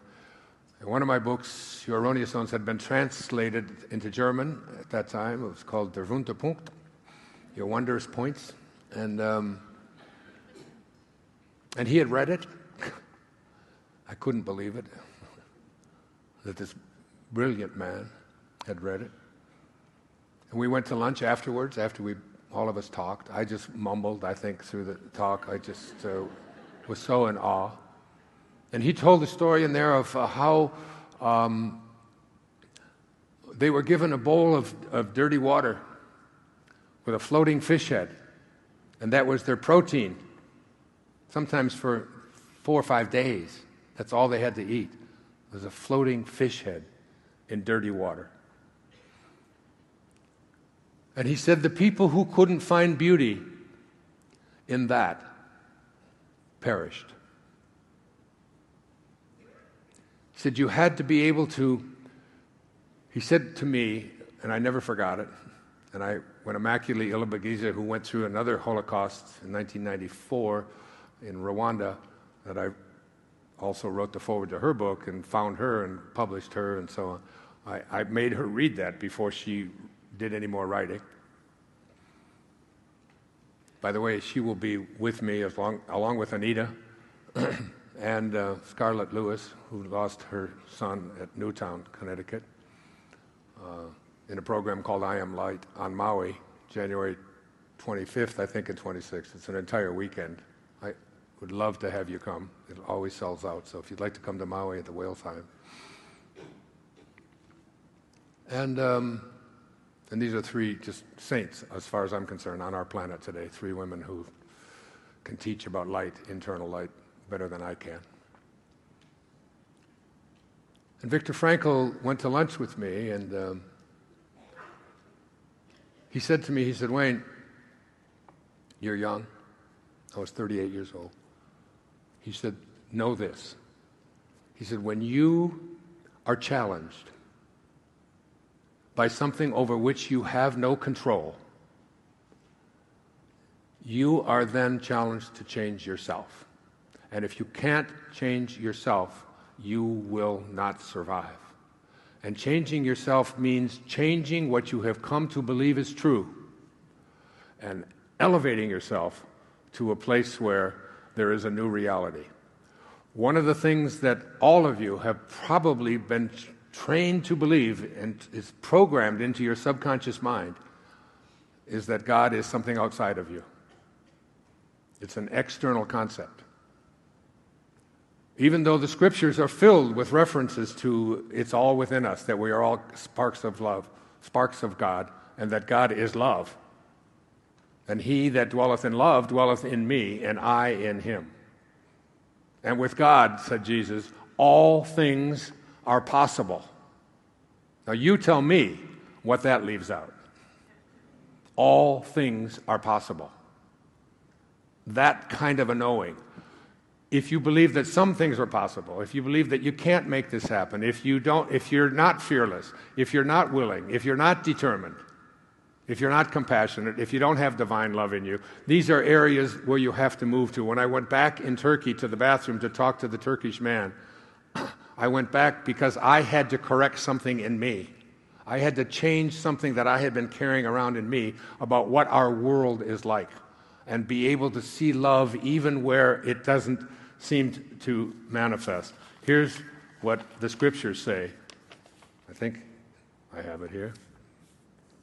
I do. I know I do. Oh, maybe I didn't bring it. Oh, yes, I did. There you are. Thank you, God. Just shows up. If you love those who love you, what virtue lies in that? Even the morally weak love those who love them. And if you are good to those who are good to you, what virtue is there in that? Even the morally weak do that. Love your enemies. Be good to them. Share with them without expecting anything in return. Then your reward will be rich, and you will be sons of the Most High. He is kind to the ungrateful and the wicked. Be compassionate like your Father. That's just Jesus talking in the book of Luke. That kind of love. Whereas if I had an orange up here and I were to take this orange and I were to squeeze this orange as hard as I can squeeze it and ask you what'll come out, as I did a little 9-year-old girl in Toronto one time, and she said, juice, of course. I said, yeah, but what kind of juice? I mean, you're not going to get apple juice, are you? You're not going to get pineapple juice. She said, no, orange juice. I said, of course. I said, but why? And she just stood up and she said, because it's an orange, and that's what's inside. I said, well, that's the right answer. Now, if we extend that metaphor to you and someone squeezes you and puts pressure on you, says something about you that you don't like, finds fault with you, and out of you comes anger and resentment and fear and hatred and bitterness and tension and anxiety, is it because of who did the squeezing? Is it because of the instrument they used? Is it because of the timing? No. It's because that's what's inside. And if what's inside is love, which is what you came from, and my God, we must be like what we came from. And if we're like what we came from love, and we return to love. This, I know. This isn't something I think or wonder about. This is something that I know. And when you have that, that awareness within you, that moving to extraordinary in your life means changing your perceptions of yourself and changing what you've come to believe is true about who you are and what you're capable of. And once you know that who you are is not this body that you're in or any of the stuff that you own, that who you are is connected to everything and everyone in this universe. It can't be any other way. And we're just a tiny little speck in a big planet, in a huge Milky Way galaxy, in a universe that never, ever ends, and never, ever, ever can end. Because inside of each one of you is something called a soul. And the soul has no form. You can't get a hold of it. Can any of you go in there and find this thing inside of you that I've been speaking about, this non-local, well,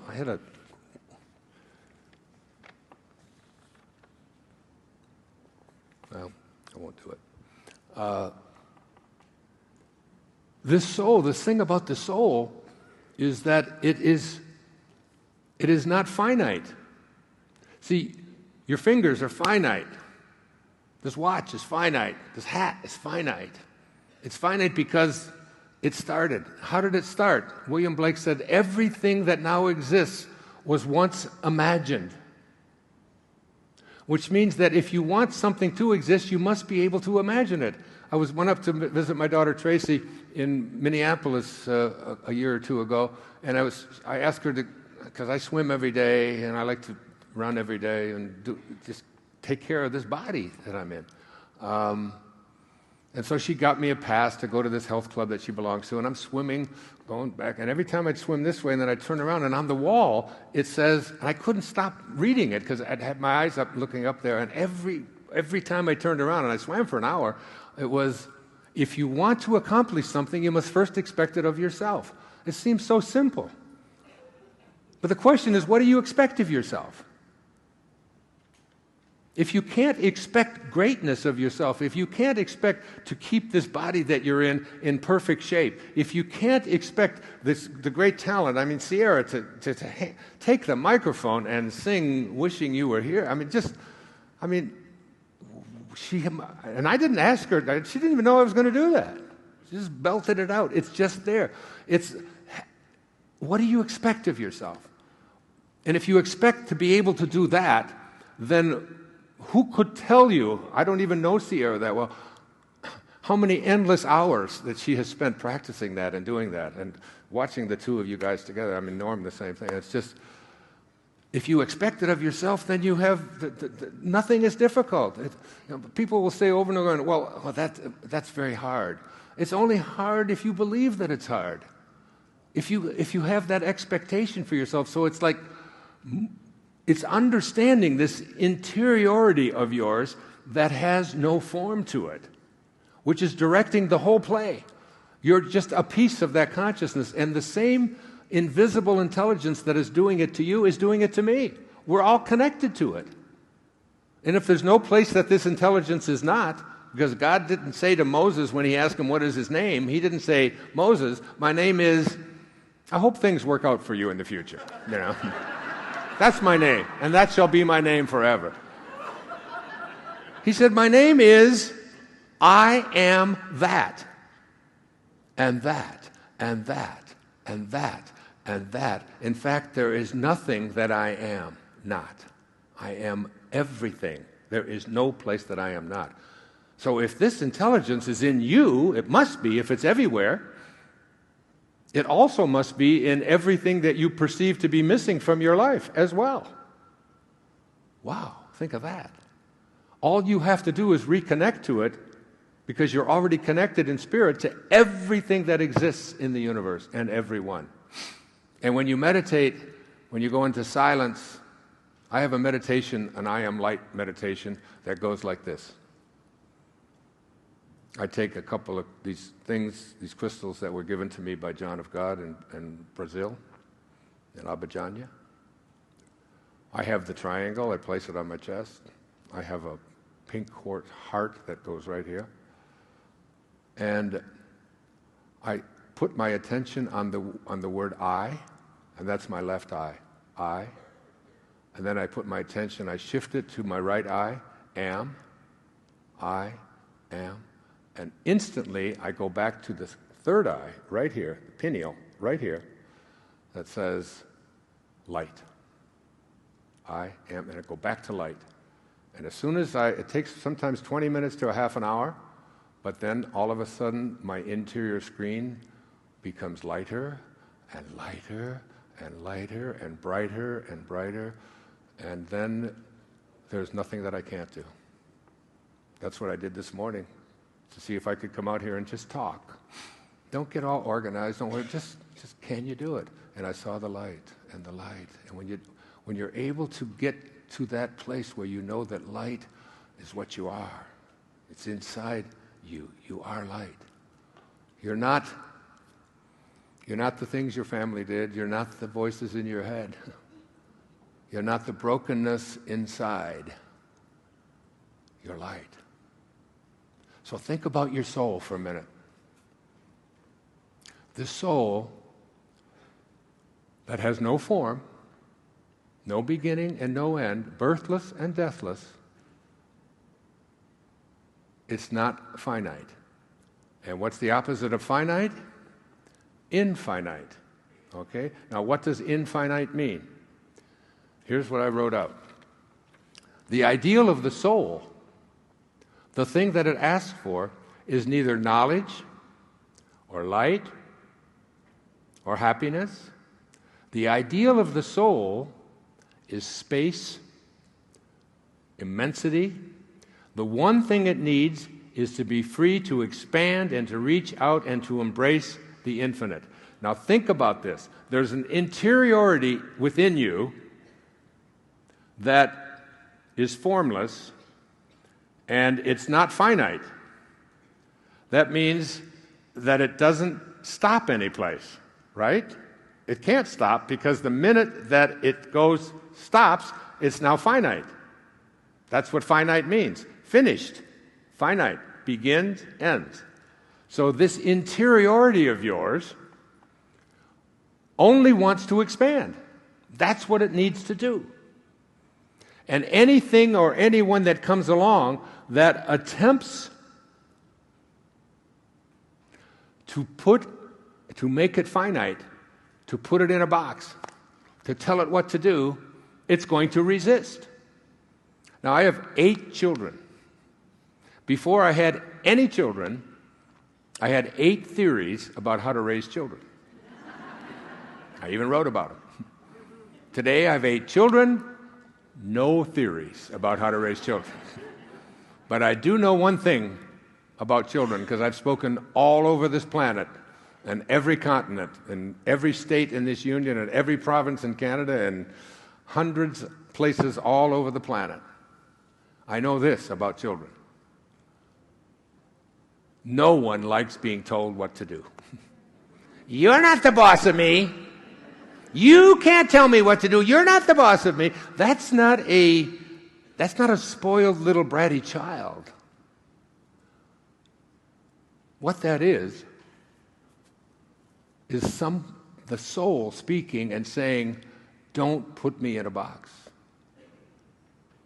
My interiority can't be stopped. It has to keep going. Everything that's infinite doesn't ever stop, like the universe that you're in. So that's where you have to go, to that interior place. It's got a theme song. It was sung by Bing Crosby and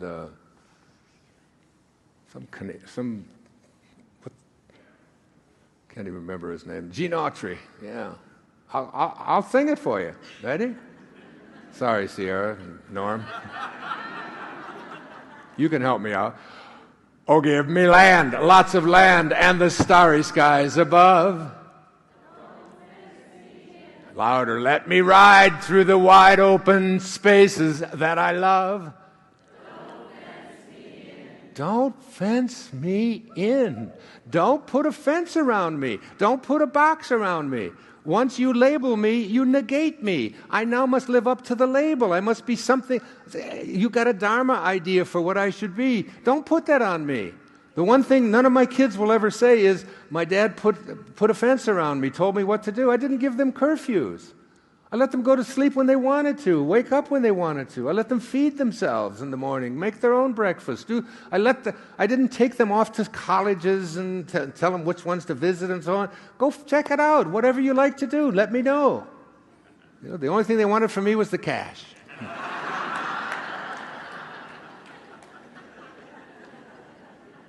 Maybe it's just the way that I was raised, whatever. But it's just this whole idea. So now, as we get close to the end here, And I haven't even started yet. Oh.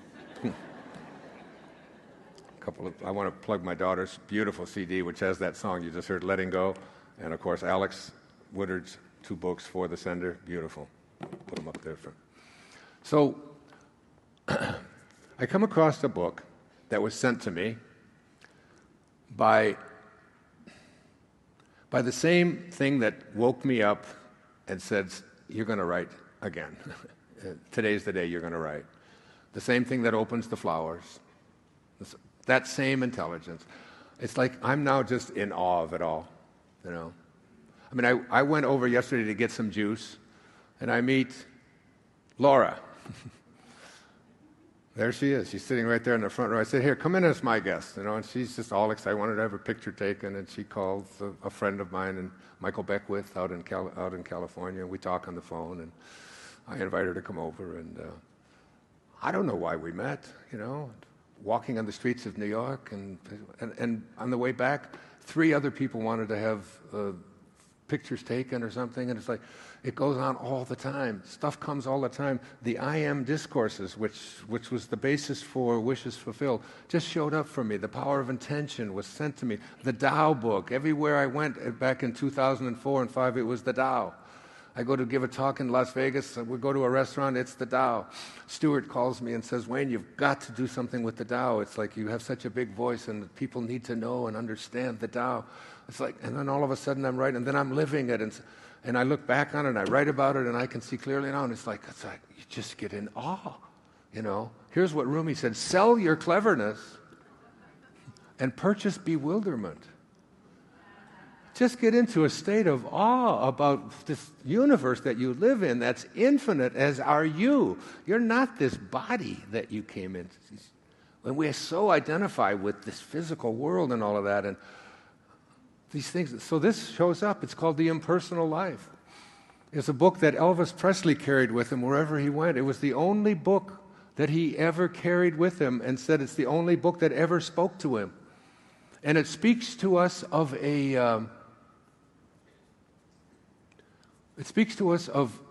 an intelligence within us that he calls the impersonal, that we all have personalities, so we have a personal life.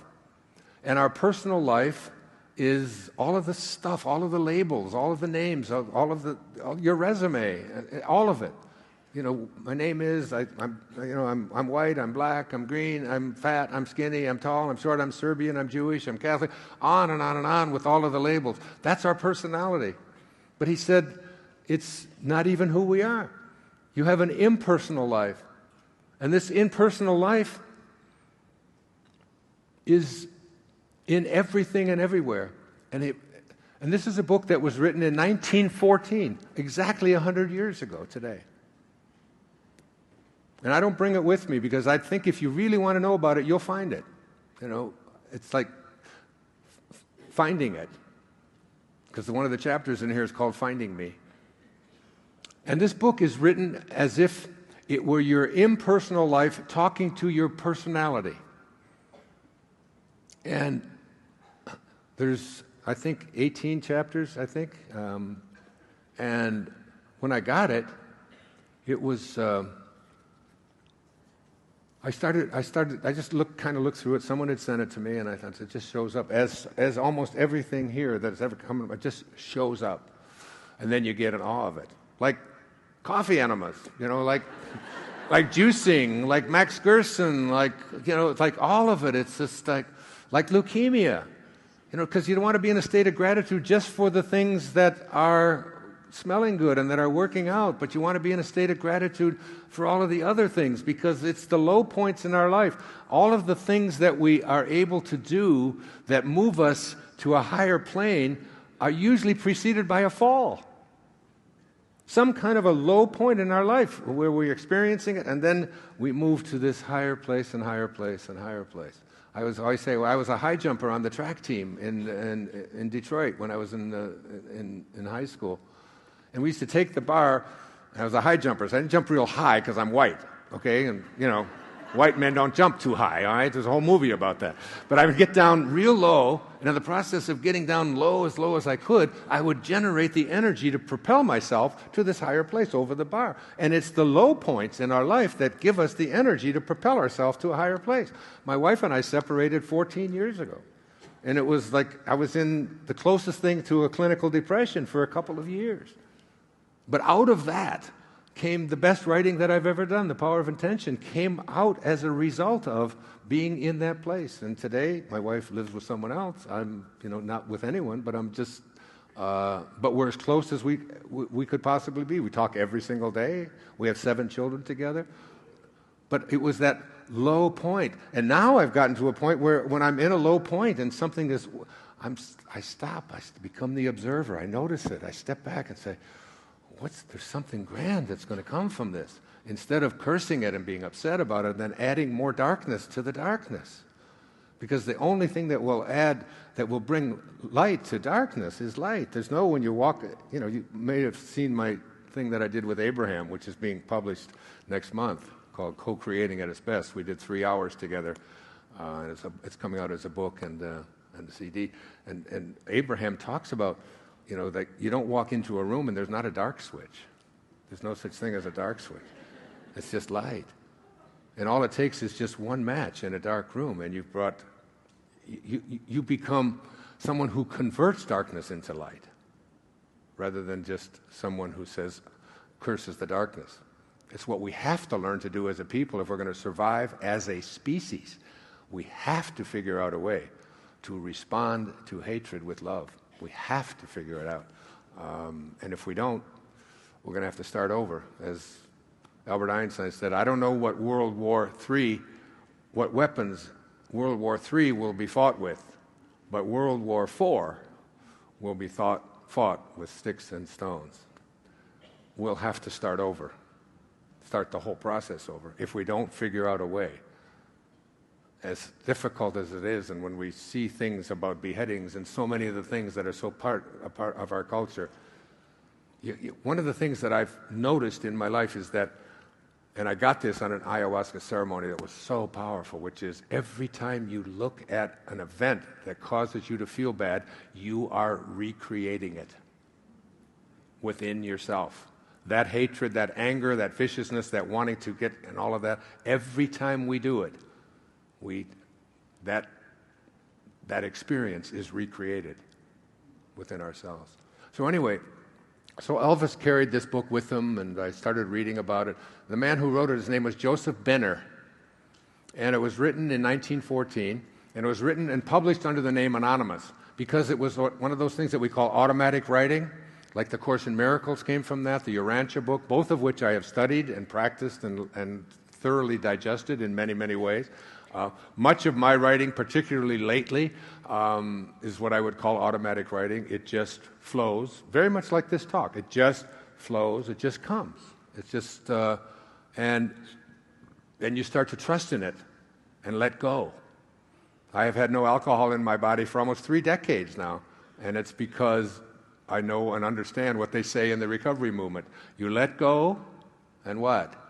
You let God. You just allow. You just allow it. So I'm reading this book, and it's a letter to me from my impersonal self to my personality.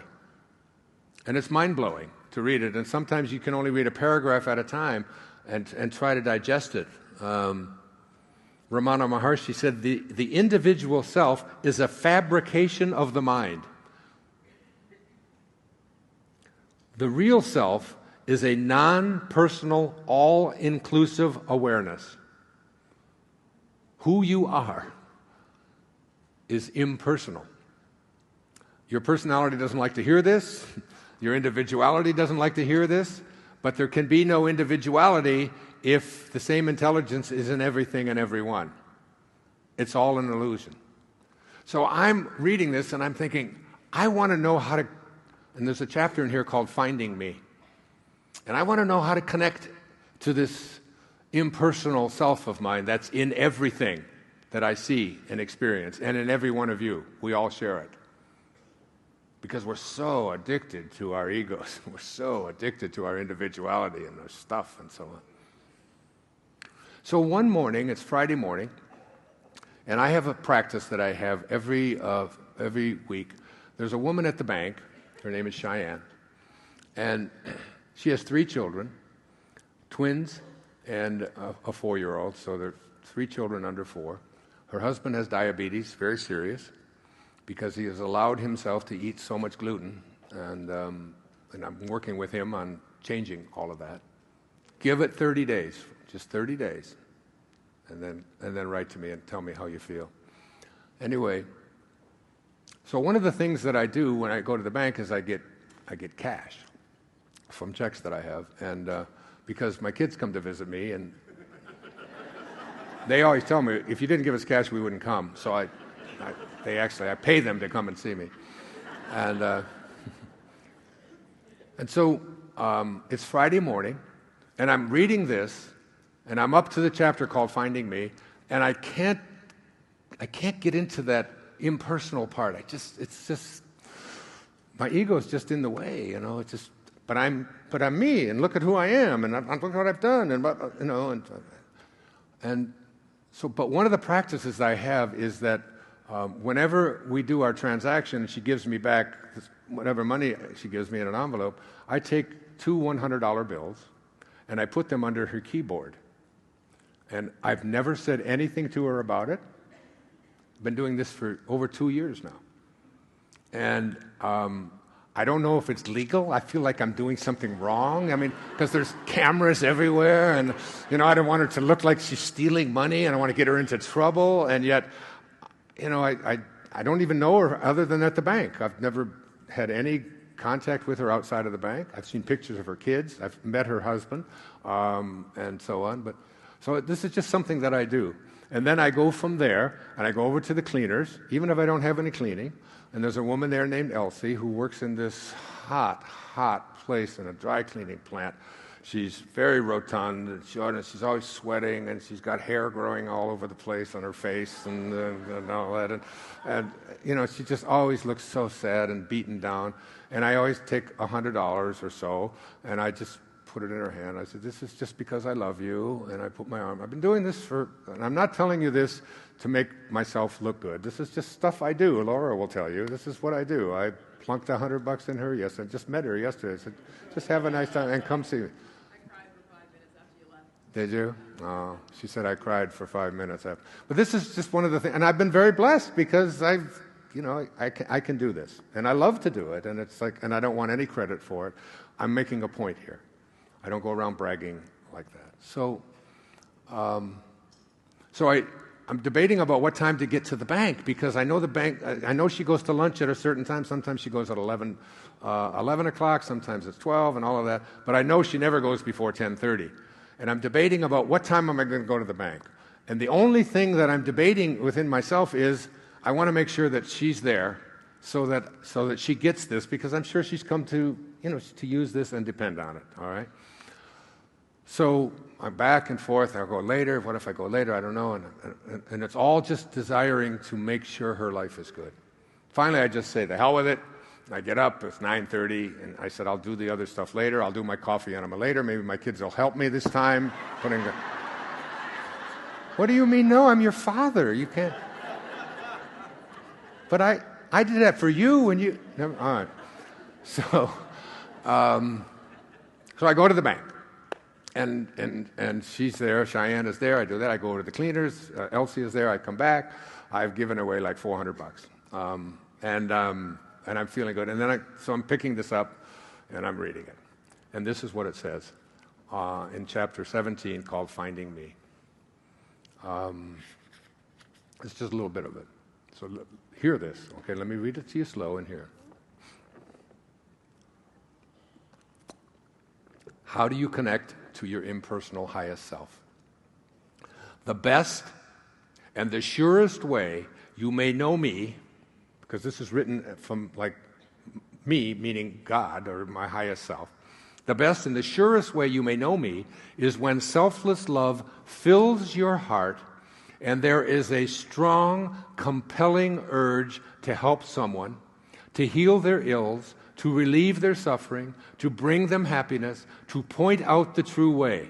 That is the actual feel of me within you, pushing the personality aside, using your mind and body for the purpose I created them, as avenues for the expression of my real nature, which is perfect love, the Christ of God, the one vitalizing, quickening, life-giving, strengthening, healing, all-supplying, all-informing power in the universe. When you have a desire, whatever it may be, a burning desire, and it's around serving someone, helping them overcome their ills, that is when it is talking to you, your impersonal self. If you will but turn to me and will carefully watch for and study these impressions which you are receiving every moment of your life and learn to trust them and to wait upon and rest in me, putting all your faith in me, your impersonal self, I will guide you in all your ways. I will solve for you all your problems, make easy all your work, and you will be led among green pastures. If you will devote, now here it is, folks, if you will devote but 1 hour each day to your I am presence, which is what Saint Germain says in the I am discourses. You have an I am presence within you that you ignore. Devote an hour a day to it. If you will but devote 1 hour each day to me alone, imagining and practicing the presence of me within you, this divine intelligence that's growing your fingernails, I have promised you this, that you will not only soon, very soon find me, but I will be to you an exhaustless fount of such wisdom and strength and help as your human mind now cannot possibly conceive. And this, I'm just telling you, it works for me. And I got the mic. If you will but seek me, thus making me first in your life, your number one relationship is not to your husband or to your wife or to your children or to whatever. Make your number one relationship to this impersonal highest self within you, making me first in your life, never resting until you do find me. It will not be long before you will become conscious of my presence, of my loving voice, speaking constantly from out of the depths of your heart. Then the great realization will come that you have found the kingdom of God and that you are walking in it, that it is right here on this earth, that it is manifesting all around you, that you have been living in it all this time, but you did not know it. And finally, when you have found the kingdom, you will likewise find your place in it, realizing now that you are in truth one of my divine attributes. You are a divine attribute of an impersonal self. And listen to this, that your work was all laid out for you from the beginning, and that all that has gone before has been but a preparation and a fitting of your human personality for that work. It was all laid out for you. You are infinite. And I'd like Sky, if you would. All right, we just have a few moments left.